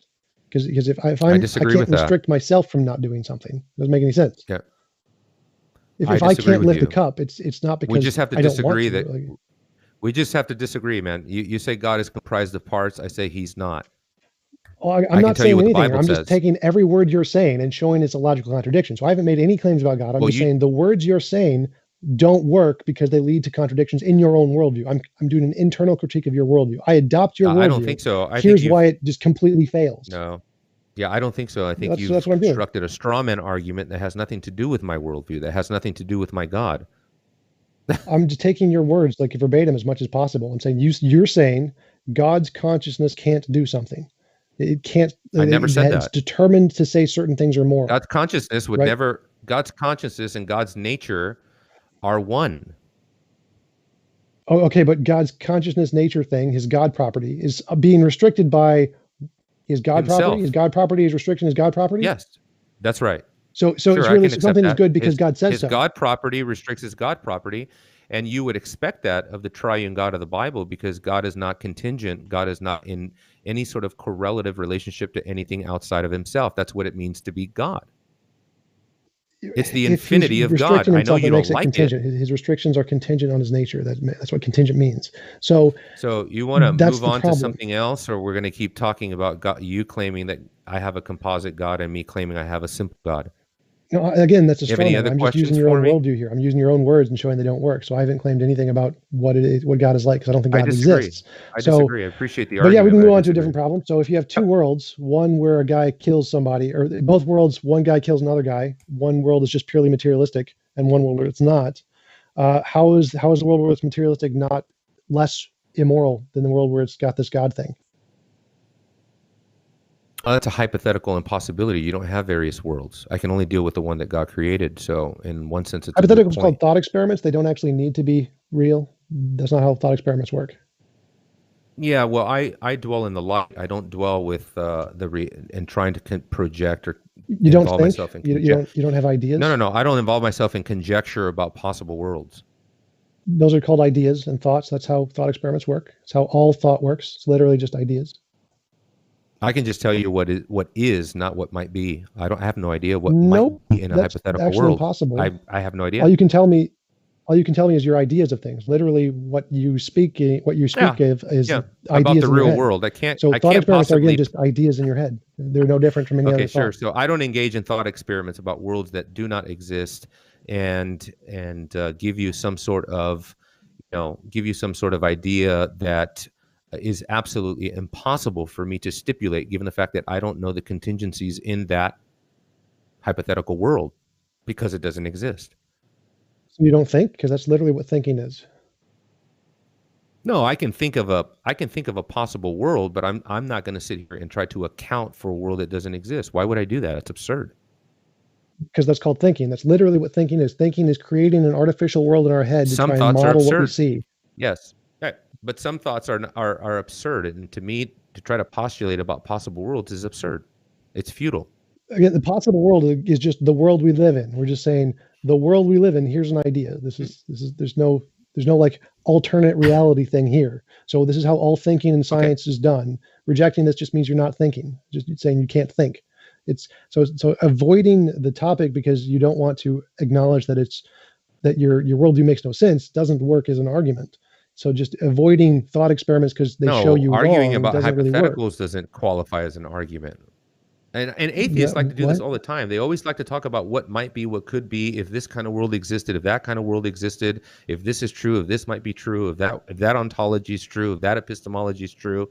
But they don't like to deal with the world that is. And that's the problem, I say that's a result of what happens to you when you rebel against your creator. So if you're left to these kind of futile lines of thinking.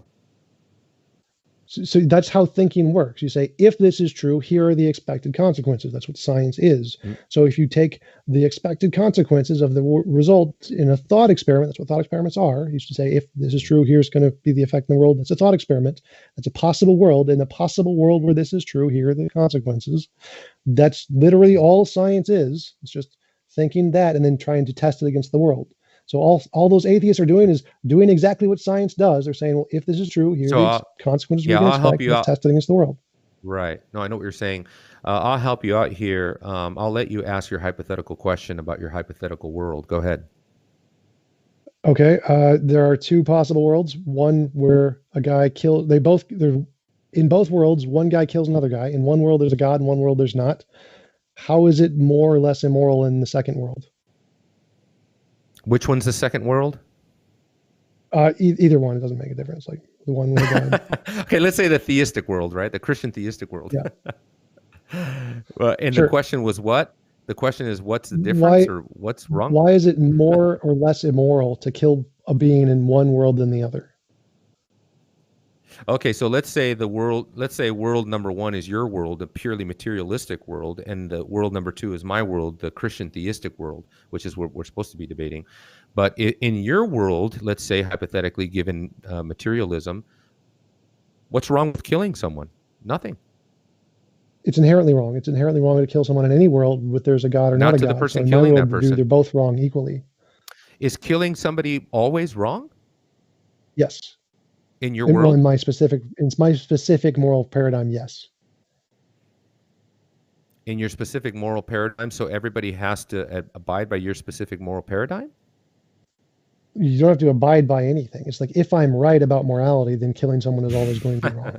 So if a police officer breaks into your house and there's somebody threatening to kill you and your family, that police officer shoots that criminal dead. Is he a murderer or a hero? It's still wrong to kill. He's still a hero. It's also still murder because there's still a better option. There's still a more moral option. Should be given a use a stun gun. He should be given a trophy, a certificate before they throw him in prison. No, again, because we have pragmatic limitations not if he's here in a our murderer? world, but we know it's not moral murderer? because there's a more moral option. Use a stun gun. What if there's no moral option? There's always a more moral option. I don't think so. The fact that we physically can't do it doesn't mean there's not a more moral option. So, for example, if he had a stun gun, he could have not killed the guy. He didn't have a stun gun, so he killed a guy. It's still immoral to kill the guy because it's not the most moral option. The most moral option was to use the stun gun, which he didn't have. So obviously, it's not the most moral option he could pick. So it's right. Not so moral. I would say that you asked me the question about in what world would it be? I think you said more immoral, more moral. In what way would one be more or less moral than the other? So in what way would it be more or less moral to kill another person in a physicalist world versus a theistic world? Well, obviously, in a Christian theistic world, it is only in a Christian theistic world. This is the way that I would formulate it. Only in a Christian theistic world, obviously, would any act of immorality, any act of evil be evil, because we actually have a transcendental basis for evil. So in a purely physicalistic worldview, in your view, it wouldn't be immoral to kill people.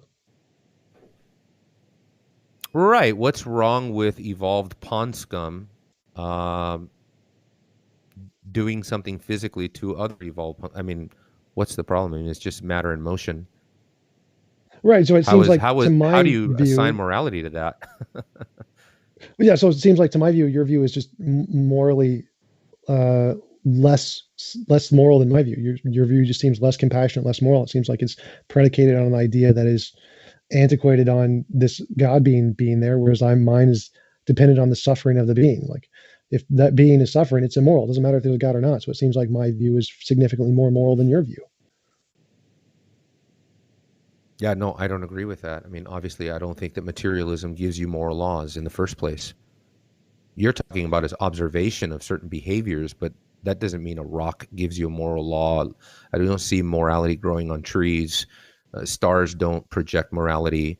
Nothing. And so, the question is about It's Well, about no, it when is the you. question, because if materialism cannot account for morality in the first place, how can it be morally superior? So it absolutely is the Well, question. I already showed it did. I already showed it could. That was the point of the moral Right. realism opening I gave. So, but the question I'm Mhm. asking is that it seems like in your worldview, you don't Mhm. account for the suffering of that being who was killed in the second world. You think it's totally fine because there's no God in that one. It seems like that because morality is contingent on your God being, you're just not morally relevant. You don't have the correct moral understanding of reality because you're incompassionate to people suffering if there's no God being. Whereas my worldview is significantly better because it allows for that understanding of morality that yours can't account for. Yeah. No, and what I've always stressed is that atheists live like Christians every single day of their lives. Without biblical, I don't think you would have any sense of morality whatsoever. You live pretty much according to the golden rule. You live pretty much according to the Ten Commandments.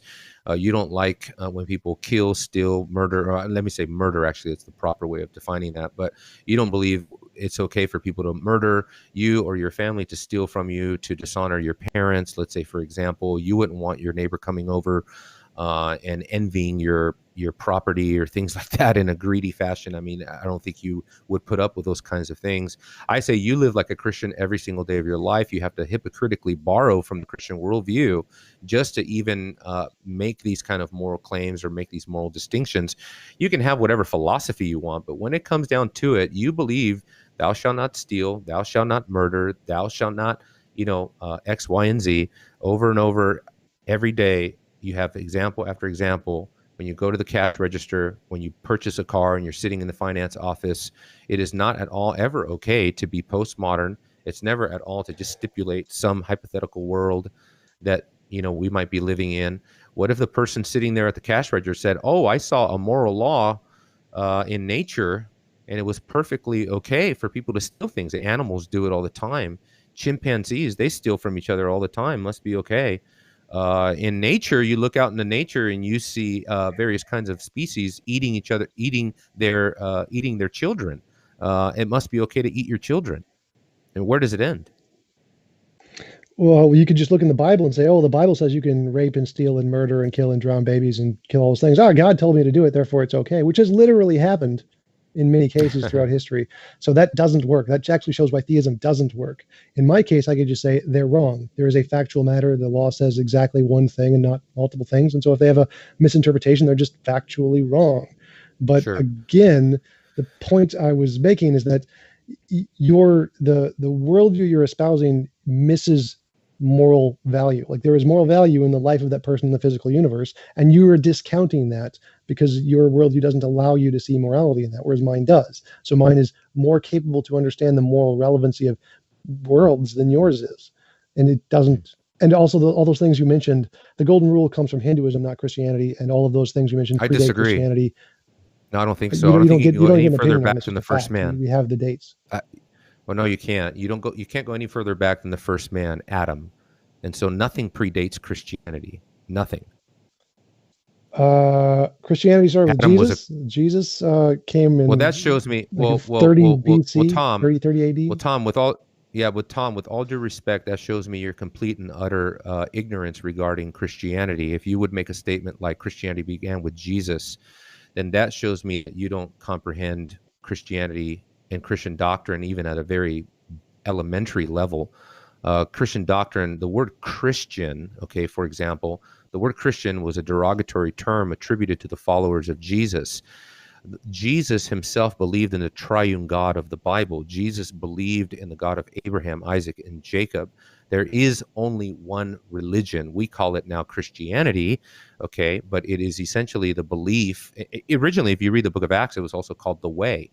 And so the way, Christianity, the religion of Abraham, Isaac, and Jacob, is the belief that Adam held. It is the belief that Abraham held, that Moses held, that the prophets held, that Jesus held. It is organically one and the same. That's what the Bible claims. So taking the Bible on its own claims, which I don't know if you're willing to do that, but taken on its own claims, letting the Bible speak for itself, we have one faith.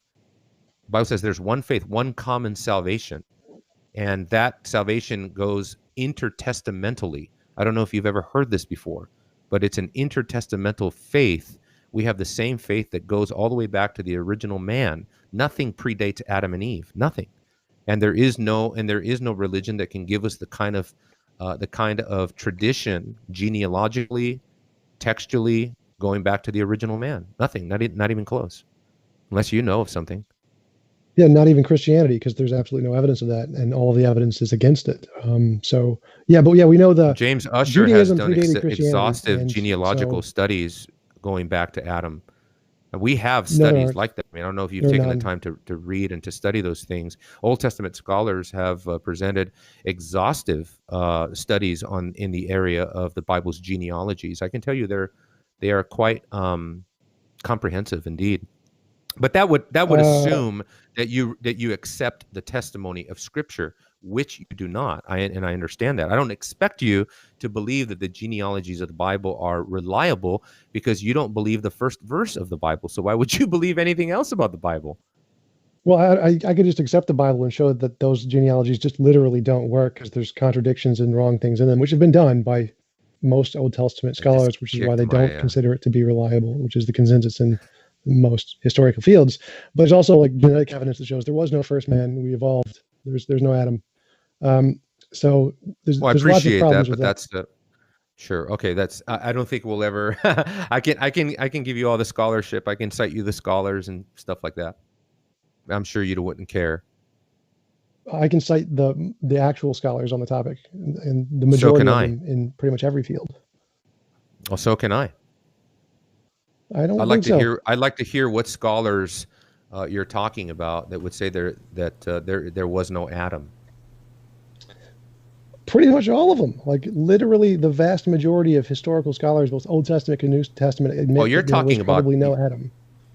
Right, but those scholars all have one great anti-Christian presupposition, and that is literally a secular understanding of history. I don't have a secular understanding of history. I have a redemptive historical paradigm that is built on Christian presuppositions as opposed to secular presuppositions. Well, I'm granting most of the Christian scholars also don't admit there was no Adam and there was no, like, Moses didn't exist. And many of the characters in the Old Testament are just fictions because that's what all the evidence indicates. Yeah. Well, I think you're obviously wrong about that. I mean, maybe you haven't. I mean, I can turn and I can give you all of the scholars I think who are the best Genesis scholars in the world. Well, I can give you the polls of the historians of both Christians and atheists that show the vast majority of historians think that didn't happen. Like there's debate about whether or not there was a tomb. And I guarantee you that I'll show you that they're not Christian, that they're secularists. They don't believe in the inspiration, the inerrancy, the infallibility of the Bible. Certainly not evangelical in to any degree. Those are what you're talking about, Tom. Those are called liberal Christian scholars. Oh, that's fine. You can just say they're not. It's not fine to me. It's not fine to me. No, I'm saying it's fine for you to label them that way. I'm okay with that. Oh, okay. Yeah. Thank you. Hey, how many like conservative historians, Christian historians have you read, Tom? I don't know a number of them. There's not that many. I usually focus on the majority of the experts in the field, so it's not as much, but I definitely have. Yeah, I mean, I can just turn on my book. I can look at my book real quick, Marlon, and just tell you that just looking at my book, you have the Word Biblical Commentary, you have the Nikot Commentary, the American commentary on the Bible. I have Keel and Dillich, those guys. I have obviously the Gabling commentaries. I have the Encyclopedia of Biblical, Theological, and Ecclesiastical Literature by McClintock and Strong. I mean, I can give you every source you could fathom. Every Old Testament scholars, Meredith Kline, who's one of the greatest Old Testament scholars in the world, Gleason Archer, who knew over 20 Semitic languages that I can quote to you. See, I can give you scholar after scholar after scholar, but that would be irrelevant because Tom has a different presuppositional approach to the whole field of history, namely a secular presupposition. I have a Christian presupposition. I didn't have a presupposition there. I'm just listing what the expert consensus is. The people who are in the field who understand it better than anybody else hold these positions. I didn't list what my position is because I don't actually have a position on those. I haven't researched them. Like I said, if you can give me those experts, I think I just rattled off who I think are the experts. I mean, there's an expert a better expert than Gleason Archer? The man knew over 20 Semitic languages and dedicated decades of his life to the study of Old Testament theology and history. You have a scholar on par with Gleason Archer? I mean, certainly it could be better than Gleason I'm sure Archer. I could if I tried to like. Walter Kaiser? Tried You to think measure Walter, up the Walter scholars? Kaiser has I'm dedicated his life to Old Testament studies. Now, I think what Tom is saying is that you can go online and find a liberal scholar that'll pretty much tell you anything about the Bible. Jesus did not exist. There is no Adam. The flood did not. Well, I already knew that. I mean, that's not news to me. Thank you very much. Well, I'm not saying online. I'm saying if you can go to any university, any college, any reputable historical university, or anywhere in the country, all of the I would top stack the scholarship of historical the institutions, they all right. reject that. They all reject like Moses was real. There was no unless real you're Adam. going to give me specifics, Tom. Right. Unless you're going to give me specifics, Tom, it's kind of useless for you to cite experts that you're not familiar with. Yeah, I can definitely do that. It's pretty easy to find the vast majority of them because they all kind of hold this as just quotes from historians talking about these things all over the place. It's not. This is pretty well known knowledge.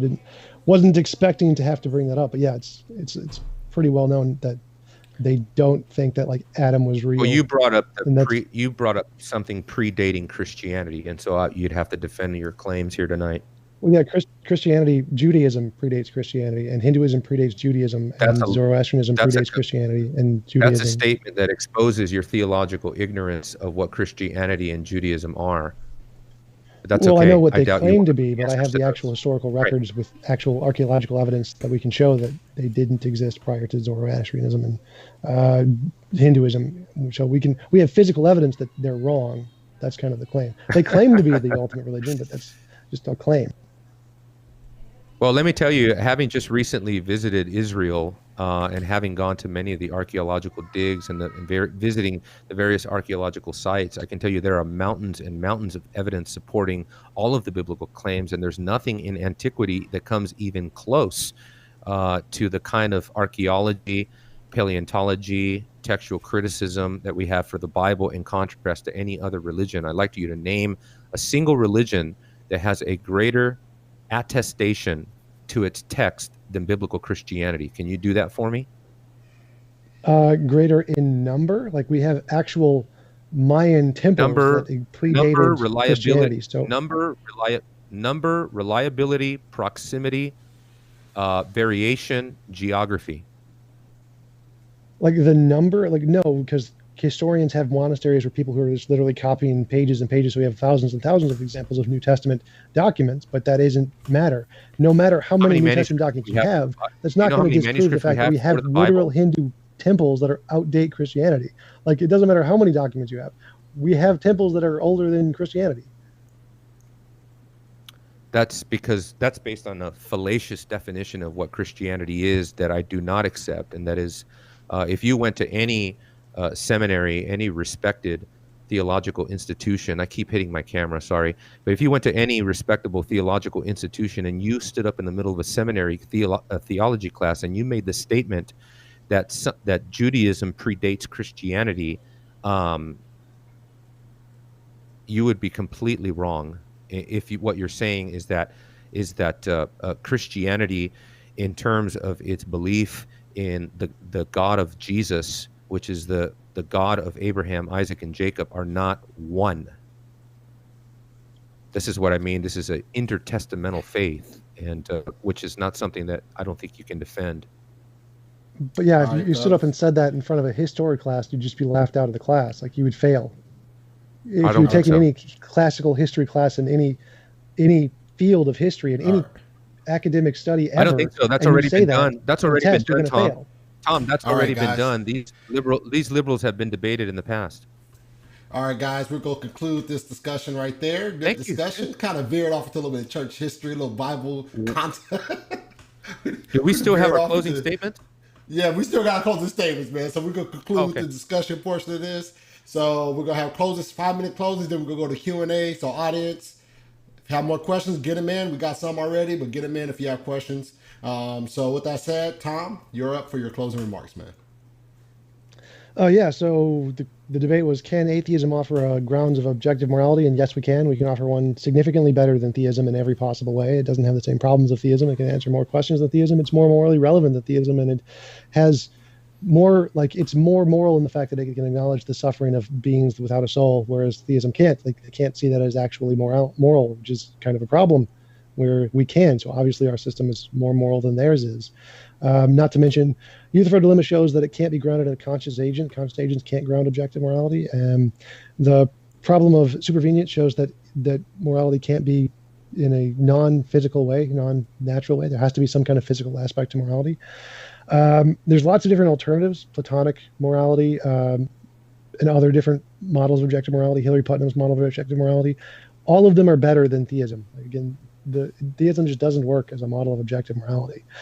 We talked about a whole bunch of different topics here. There wasn't any contradiction in anything I said. It's just different. When I use different definitions, it's like for the sake of the argument. Like, ontology invariant doesn't mean you're giving up ontology. It means it's true independent of ontology. And numbers and logic are true independent of ontology. They're just descriptions of the way reality is, and that's it.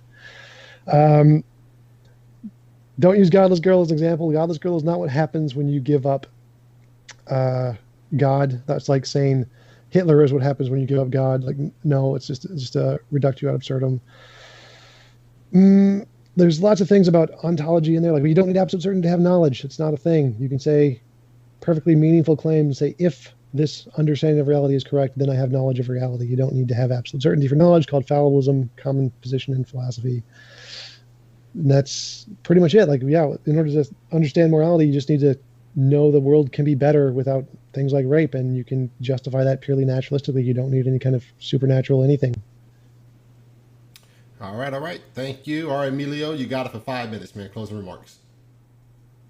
All right, great. Well, thanks again, Marlon, for this opportunity. I want to thank Tom for participating. I know we've had a lot of technical problems, and so I appreciate everybody just persevering through all of that. Tom does not like my appeal to Godless Girl as something that happens to you if you deny God. Okay, that's fine. TJump is what can happen to you if you deny God. And that is not at all philosophically acceptable given his worldview. Now, Tom has been defending a non-Christian, atheistic, and at times what he calls agnostic worldview, trying to substantiate universal morality without God. And I have endeavored to show how that only biblical Christianity can make sense out of experience by arguing that Christianity alone can provide us with the preconditions essential for essential components of a properly functioning worldview. And I believe that my debate opponent tonight does not, in fact, have a properly functioning worldview. Especially given his understanding of materialism as his ontological basis. But anyway, this can be seen in a number of ways by many of the confusing and self-refuting statements that Tom often makes in formulating his beliefs with respect to religion, philosophy, and ethics. He defends atheism, but he also espouses to be agnostic. That is to me, philosophically self-refuting. How do you know if you believe in atheism, or how can you substantiate atheism if you are at the same time agnostic? I didn't hear a clear explanation about that. He claims to have an absolute standard of morality, all the while confessing that he does not need ontology, so that the morality in his worldview is not yet proven to be a thing. Remember, he says he does not know what what reality actually is, or he does not know what is ultimately real. These kinds of statements. But if morality does not possess ontic qualities that can be known and known with certainty, Tom must engage in a strand of epistemology that is hopelessly arbitrary, ultimately meaningless, again, given his worldview. And again, Tom wants to stipulate an absolute standard of morality in an arbitrary fashion, even at times espousing some kind of twisted, deterministic, intuitionistic morality that's based on sheer fiat powers that he does not possess. This is a point in fact philosophically. This is in point of fact a philosophical anarchy at best. Where does Tom get these ontological and epistemological and ethical fiat privileges? We're never told. He says it's just this way. Everybody knows it, but we're not told how or why. And when given clear examples of the fact that no, not everybody does know that, he appeals to experts. Now, of course, at the formal logic level, Tom is simply engaging in the fallacy of begging the question, because, of course, Tom's intuition is not only incompatible with my own intuition as a Christian, but it's inconsistent with the nature of humanity at a universal level. Does Tom not understand that the vast majority of human beings do not fall into his particular branch of moral intuitionism, especially given the fact that the vast majority of the human race is religious at some level or another? As I've tried to make sense out of Tom's arguments for absolute morality from the anti-theistic perspective, which I think that's the proper category, not atheism, but anti-theistic, at least according to the Bible. Tom has regularly summarized his argument this way: all involuntary imposition of the will is immoral. However, does Tom not understand that, in fact, when you look at countless examples in society, and you look at a consensus, in fact, when parents discipline their children, when police officers punish evildoers, when the government engages in just war, when medical experts are forced to subdue unwilling patients, vaccines are given to children who do not want to be vaccinated. Not that I'm a vaccination person, but you know what I mean? When you have to administer a vaccine to a child that's sick, for example, and give them medicine, many examples, and we can go on and on with examples of how this supposed imposition of the will is immoral. And matter of fact, it can be the highest morality, the greatest virtue of all. It's interesting that Tom said that a police officer who would save his life and would have to kill an intruder, an evildoer in a certain situation is both, quote, a murderer and a hero. That to me is philosophically, ethically unacceptable. And again, given his worldview, Tom does not believe in the ultimate punish of evildoers. According to Tom, the wicked in the end will go free. According to Tom, Hitler will receive the same retribution for his deeds as a petty thief. Where's the sense of justice in Tom's worldview? If he does believe in justice, what is the punishment? If death is the end, then all sense of justice and morality should be lost, because, again, everybody suffers the same fate in the end. No, I think, to me, sadly, in the end, Tom, if he doesn't repent, and I mean this with all my heart, I know we argue and go back and forth, but if Tom does not repent, if he doesn't turn from his God-hating ways, trust in the finished work of Jesus Christ on the cross, Tom will sadly have lived a life campaigning for a worldview he cannot substantiate, rejecting a God he cannot deny, grinding his axe away at a God with which he cannot contend, and is his only hope. The hope here is that everybody watching this exchange between Tom and I will understand the futility of unbelief, and they will see the futility of rejecting God, because, as Scripture says, only in his light do we see light. And apart from that, Tom and everybody else who's outside of Jesus Christ will only grow more and more calloused toward the truth, until at last no measure of light whatsoever will dispel the darkness of their own futility, the futility of their mind, and the depravity of their heart. And so, Tom, I'll say this directly to you. It is my earnest desire, Tom, that you would repent of your sin, that you would put your faith in Jesus Christ before it's too late, because, as you know, you're not promised tomorrow. Life is very short. Eternity is very long, and your only hope resides in the person and work of Jesus Christ. And so I hope that you will do so. Thank you very much. All right. Thank you both for the closing remarks. All right. Now, so we're going to jump into this Q&A. We have several questions, so let's get to them real quick. All right. This one's for you, Tom. You'll see it pop up on the bottom of the screen here. It says, Tom, you said 1 + 1 = 2 is true given any ontology.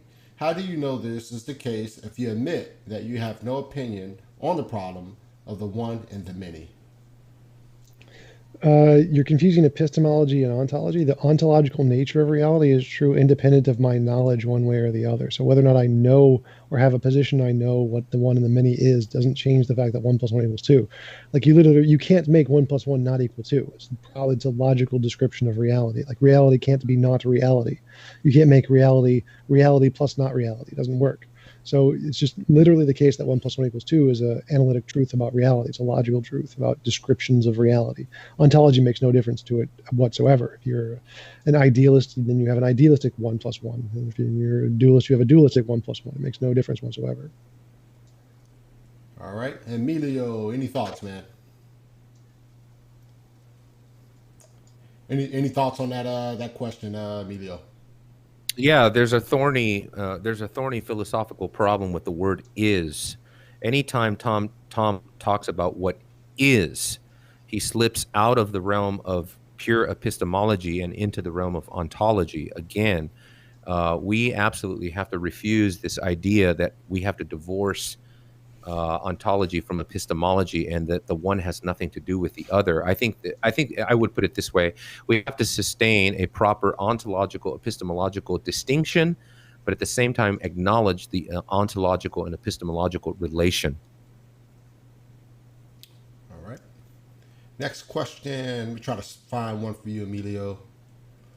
Let me see. There are none for me. Yeah, it's tough, man. I have this question, but let me see. Gospel truth for Emilio. What is the fundamental difference between his divine deterministic worldview and Tom's naturalist determinism? One is rooted in the eternal good pleasure of a sovereign God who does everything according to his own divine purpose and for his own divine glory. That is certainly, and what that does is it takes it out of a fatalistic, a cold, deterministic framework, and it situates it in a personal being, a personal God, who is doing everything according to his meticulous wisdom and the depths of his own infinite knowledge. And so it makes everything in the world that happens to happen for a real purpose. Whereas I would think in Tom's naturalistic determinism, things happen for absolutely no reason. And that, I think that showed tonight, given his understanding of things like morality, justice. So Hitler can kill millions of people. And why did it happen? What's the explanation, or how do you account for it? There is no account for it. It's meaningless. It's utterly random. It has no purpose. It has no telic a function in the universe whatsoever. It's just a senseless, random, meaningless event in a naturalistic world, which is itself random, meaningless, and in that sense, it is a true, cold, fatalistic determinism. What would you say to that, Tom? I mean, naturalist determinism. I mean, how would objective morals fit in that system? If we take in consideration that there is really nothing guiding the progression of this naturalist determinism. There's no intelligent being, if you will. There's no God. No moral person, no one to give that personal aspect to morality. How do you bring objective morals, an objective standard of morality, into something that's essentially nothing guiding it? Well, the answer is that anything God can do can be done without a God. So if you want to say there's this reason and purpose and whatever, you can just say, okay, there's reason and purpose. It's an undiscovered law of nature. Essentially, all theism is doing is just making up an answer to something they want and just saying, well, God did it. Well, you can do that with naturalism too. You just say, okay, it's an undiscovered law of nature, problem solved. So really, the God hypothesis accomplishes nothing. It's just like the questioner asked, like, what's the difference between determinism if it's determined by God versus determined by nature? Well, literally nothing. There's literally no difference.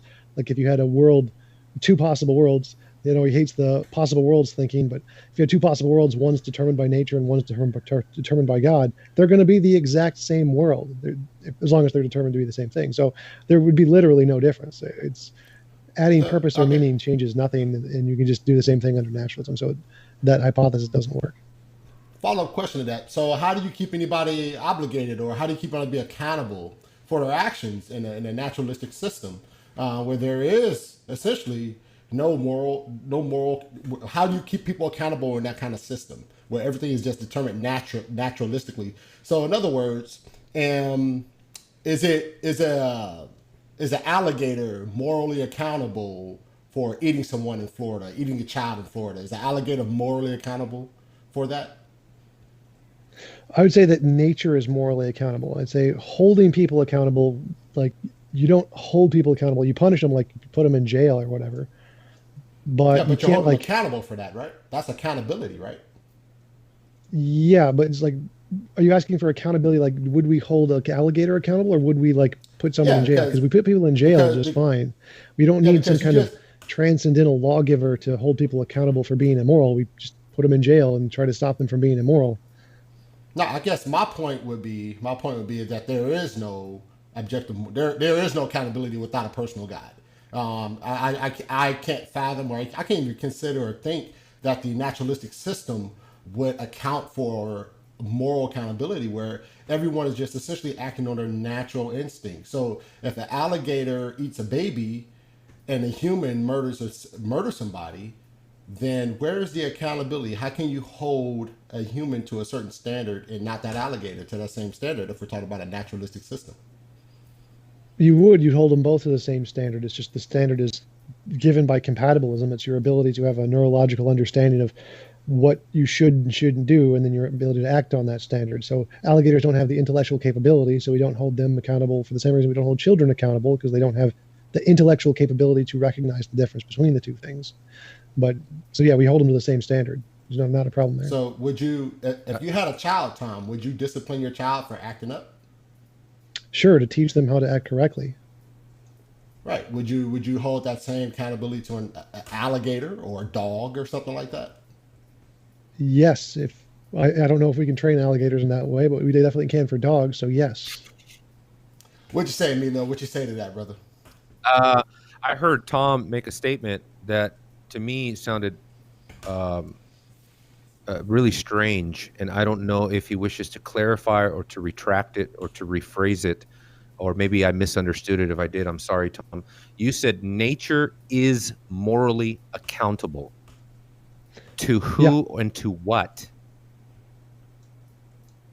to us. So I'd say that if we can compare possible worlds and say that one world with suffering is worse and less is more immoral than a world without suffering. And so we say that world is accountable to the people in it who have been forced in it without their consent, and it would be more moral to be in a world without that suffering. So yes, the world You itself said, is immoral. It's a natural okay, fact. I'm sorry. I thought you said what you're saying is, would do you think you would want to rephrase that to say something like society is morally accountable to us? Because nature is a very No, comprehensive term. I mean, no, the I mean nature. rocks I mean are like the accountable to. fundamental laws of nature, physics, reality itself. No, I don't want to rephrase that at all. Rephrase it perfectly. Okay, okay. I guess the word accountable therefore means something other than what Marlon was talking about. Marlon is talking about moral accountability. How are the rocks and the trees morally accountable to us? They're responsible. Like we can compare the morality of the things. Like I think you're right that moral accountability means something different than what you think it means. Moral accountability does not require sentience. Moral accountability is just what is the moral law. Can it accomplish that or not accomplish that, or does it move you towards or away from that? Like Does the it? Does it? consensus in neurology right now is there is no free will. There is no such thing. Morality only refers to um, neurons acting in a brain. But compatibilism, the position that free will is not incompatible with determinism, says that you can have that just fine accountability with just determinism. There's not a contradiction there. Okay. Let's go to I another mean, question. I could go on, Marlon, but I don't know that I don't want to drag one thing on longer than you'd like. So, Yeah, you let let's me let's know. get the questions in. We're gonna get some more questions in. Let's dig through this real quick. All right, next question says Tom for Tom. Some humans evolve to love their neighbors. Other humans evolve to eat their neighbors. Do you have a preference? Do I have a preference? I don't know what that means. Like some humans evolve to be colorblind. Some humans evolve to have very good sight. Like I would prefer to have very good sight. Emilio, any thoughts? Um, yeah. Again, given the idea of naturalism, right? I mean, uh, naturalism destroys any sort of human dignity. There is no human dignity, and so I think Marlon was right to point out the logical consistency of something that like naturalism, right? I mean, do we hold do we hold an alligator accountable in the same way that we hold human beings accountable? In a naturalistic universe where human beings are just like any other species, quote unquote, and they do not experience any sort of special place in this universe. They do not possess any sort of transcendental qualities that distinguish them or that would give them any sort of dignity above the non-rational animals in the world. The Bible is very careful to point that out, that human beings are created in the image of God and animals are not, and therefore, when an alligator eats its baby alligator, we don't have a funeral for it. We don't involve ourselves in those kinds of things. Okay, when you step on an ant or a snail or a cockroach, okay, you don't call the police. But given naturalism, why shouldn't we? Why not? I mean, I have naturalists on a college campus, students that tell me all the time, coming from something like Tom's worldview, that they are no different than the flea on the back of their dog, given naturalism and materialism. So, yeah, it's a completely self-destructive worldview. Well, I'd actually say the opposite. It actually values the flea. The flea as an agent, as an existing thing, should have value just like humans do. So it's the opposite. Do you value the flea, or do you Yes. you kill the fleas on the dog's back? I definitely kill the fleas, but I do value them. I see them as having value, even if I don't care. But when you kill those fleas, you're not a murderer. If you kill me, if No, somebody I would jumps say on your yes, I am. back, I would say that it's always immoral to kill any conscious thing ever, always. So it is immoral to kill fleas too. You shouldn't do it if possible. then that obliterates the distinction of murder, because everyone everywhere is committing it. Apparently, it's absurdity. No, it says that it's wrong to murder any conscious thing. It's not. Rocks are still not conscious. You can't murder rocks. So there's still a distinction there. It just incorporates all living things, conscious things. Who decides that a conscious thing is what can be murdered? Where did we get that? Well, that would be that, presumably the law of nature that is a fact of reality is what determines that. It's just a fact. I don't see the law of nature telling me that anywhere. I don't see the law of nature written in a field somewhere that tells me that. And we're going to discover it soon enough. Okay. All right.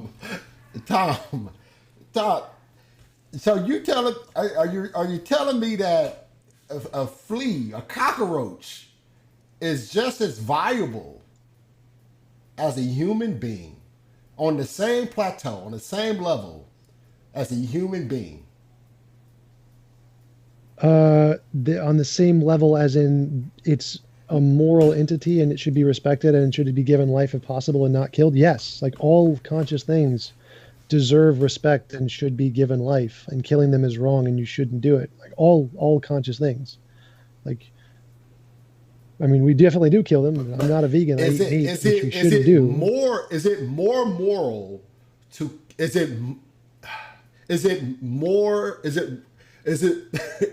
wrong? More? I don't know the term I want to use, man. Yeah, I think I know what you're saying. I would say it's if something has greater levels of consciousness, it may be more wrong to kill something with a greater level of consciousness. So if humans have a greater level of consciousness, then it may be more wrong to kill them than to kill a flea. So, is it somebody with dementia? It's someone with dementia. Tom? Someone with Why dementia. is Tom pro-choice? I think it is immoral to have an abortion if the child is conscious, but it's also immoral to use one person's body without their consent. So it's both cases it's justified to have the abortion even if it does end up killing someone, just like it's justified to kill someone in self-defense, even though it's immoral, just like the police officer case you gave the example of. All right, next question. Coming at you, Tom. They're hitting you hard, Tom, man. They're hitting you hard. If he cannot know his theory of reality is correct, then how can he even derive moral objectives that are actually real? You can know it. Knowledge does not require absolute certainty. So when Emilio uses knowledge, he's misusing the term. It does not mean you have absolute certainty. You don't need absolute certainty to know something. So you can know it. Not a problem. All right. Emilio, any thoughts on that? I never claim that you have to have absolute certainty of everything or anything to make a knowledge claim. That's not what I'm saying. What I'm saying is that you do have to have some sort of transcendental foundation for knowledge in order to make your truth claims, or else your truth claims are reduced to a level of absurdity. They don't conform to what is real, because you do not know what ultimate reality consists of. If you don't know what ultimate reality consists of, then your knowledge claims are never going to be known, not for certain anyway. So yes, we do have to have a level of certainty, but no, we don't have to be certain about everything. Of course not. We're not omniscient. But if we're going to predicate things about religion, God, and ultimate reality, then we would need to, if we're not going to take God's word for it, we would need to have a level of absolute certainty in order to validate our epistemology. That's just the way that it is. Given that, and also the fact too, Tom, that the way that knowledge works. I mean, this is what Van Til calls the endless stream of facts. Facts are always coming. Knowledge is always growing. The issues are always becoming more and more complex, and unless you can verify everything at once and in every way, comprehensively and exhaustively, yes, there's a sense in which you can say that your knowledge claims are not validated, not verified, no matter what you say. I don't believe in brute facts. I should have stated that from the very beginning. There's no such thing as a brute fact. Every fact is contingent upon other facts. You keep saying you don't need certainty, but you do need certainty. I'm very confused. Well, yeah, what I'm trying to account for, on the one hand, I'm not saying that in order to make a claim, you have to have the kind of certainty that God has, let's say on an omniscient level. But I will say this, unless you rely on the knowledge of God, you do, if you want to have philosophical certainty, you do have to have sort of this exhaustive ability to verify the truth claims that you're making, the interconnected nature of facts, the interdependent nature of facts, and those kinds of things. So yeah, in one sense, especially when you're stipulating things about God and religion and those kinds of things. All right. Okay, so we have a transcendental source, which is just nature, and that's our transcendental source, and we can just have knowledge that way, just like you have knowledge of God. There you go.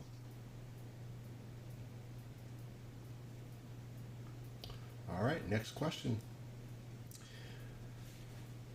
Tom, when tradition or natural selection writes an objective moral intuition into our being, is it like our knowing God and evil, good and evil? Because God writes the law on our hearts. Sort of. So yeah, I'm saying intuition is our way of knowing objective morality. So we are given it through things like evolution and something. So if evolution gives us a way to recognize the law of nature, then that would be like evolution giving us a way to recognize photons.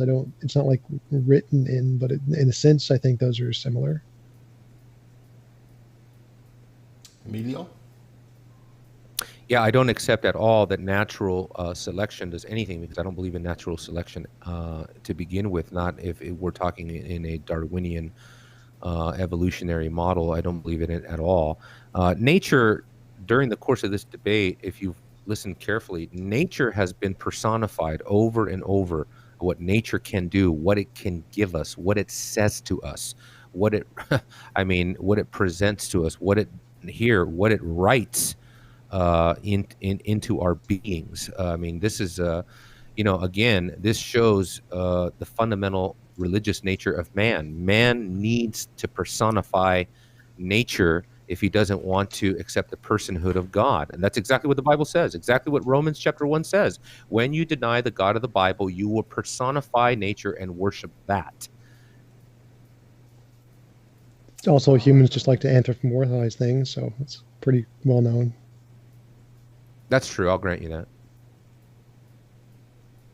We agreed on something, man. There it is. Yeah. Is that a good end? Is that a good point to end on? We got one more question, man. This is the last question for you. And you know it's for you, Tom, but you know it's for you. All right, Tom. Have you read the New Testament cover to cover, man? I've read the entire Bible cover to cover. I don't know which version you espouse. I think I read the NJV. I don't know, maybe whichever ones my parents used. I read it cover to cover twice. Emilio, have you read the? Yep. Have you read the Bible, the New Testament cover to cover, man? I hope so, man. Oh, man. Because, yes, I have actually, and I did that at a pretty early age as a Christian. I didn't grow up in a religious home at all, so I wasn't really given any kind of religious tradition, nothing like that. No Christian upbringing whatsoever. So when I first got my hands on a Bible, oh yes, very vociferously, I devoured it, cover to cover as much as possible. It took me a while because when I became a Christian at 19 years old, I couldn't read very well, and so I had to kind of learn how to read first the right way.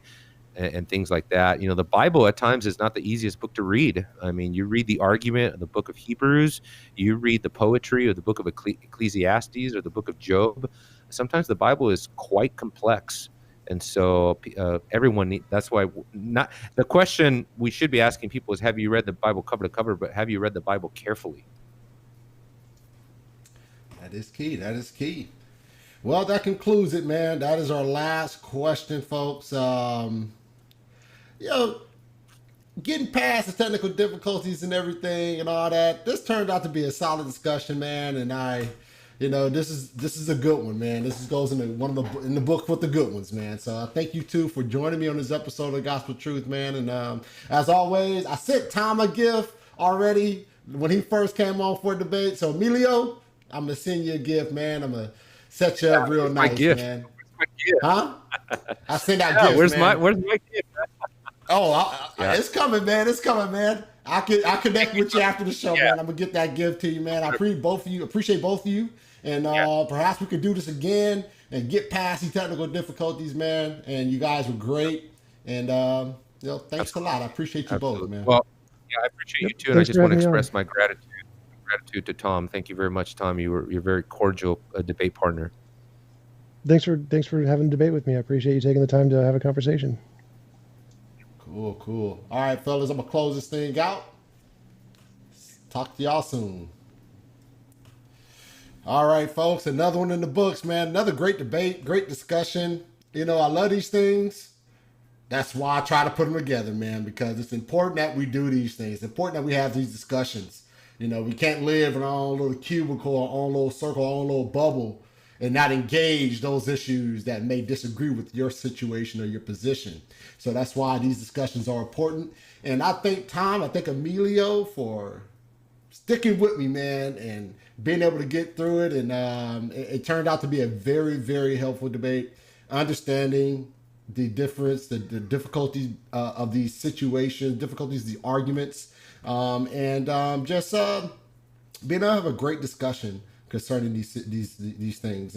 And I hope that as you are viewing these debates, as you are interacting with these debates in the live chats, as you're talking with individuals who disagree with you, I hope you're doing it in the right manner. It's important that we understand that a kind word turns away wrath. And that's how we need to do as Christians. That's how we need to behave as believers. We need to behave in a manner that's glorifying to God, and that's going to encourage discussion. That's going to encourage engagement. And if we're not doing that, then you have a big problem on your hands, and you need to go reassess that. All right. But I thank you for joining me on this episode. But before I get out of here, let me go ahead and go over these announcements that I have coming up, shows that I have coming up in the future.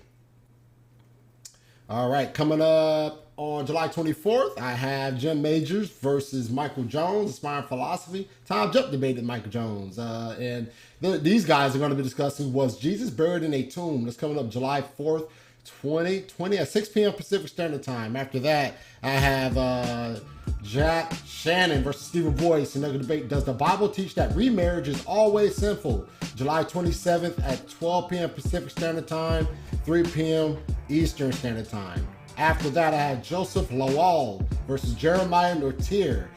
Different worldview perspectives. A Mormon and a Christian is going to have a great discussion, and I'm pretty excited about this one. After that, I have Richard Suttles versus Robert McKever, and they're going to be discussing are moral intuitions necessarily moral facts? That's coming up August 3rd at 6 p.m. Pacific Standard Time. Once again, that is just the next 4 shows coming up on the Gospel of Truth. I pray that you're staying in lockdown with us, man. I pray that you're staying with us, and we're all in lockdown, should I say, man, with this whole coronavirus thing going on. But I hope you're panning out, you're praying, staying prayerful, reading your scriptures, reading the text, studying. That is key. That is important for us to persevere through all this nonsense. With that said, I'm going to go ahead and get out of here. I want to thank TJump and Emilio Ramos once again for joining me on this episode. And I want to thank you for your support. May God bless you and may God keep you. I'm gone.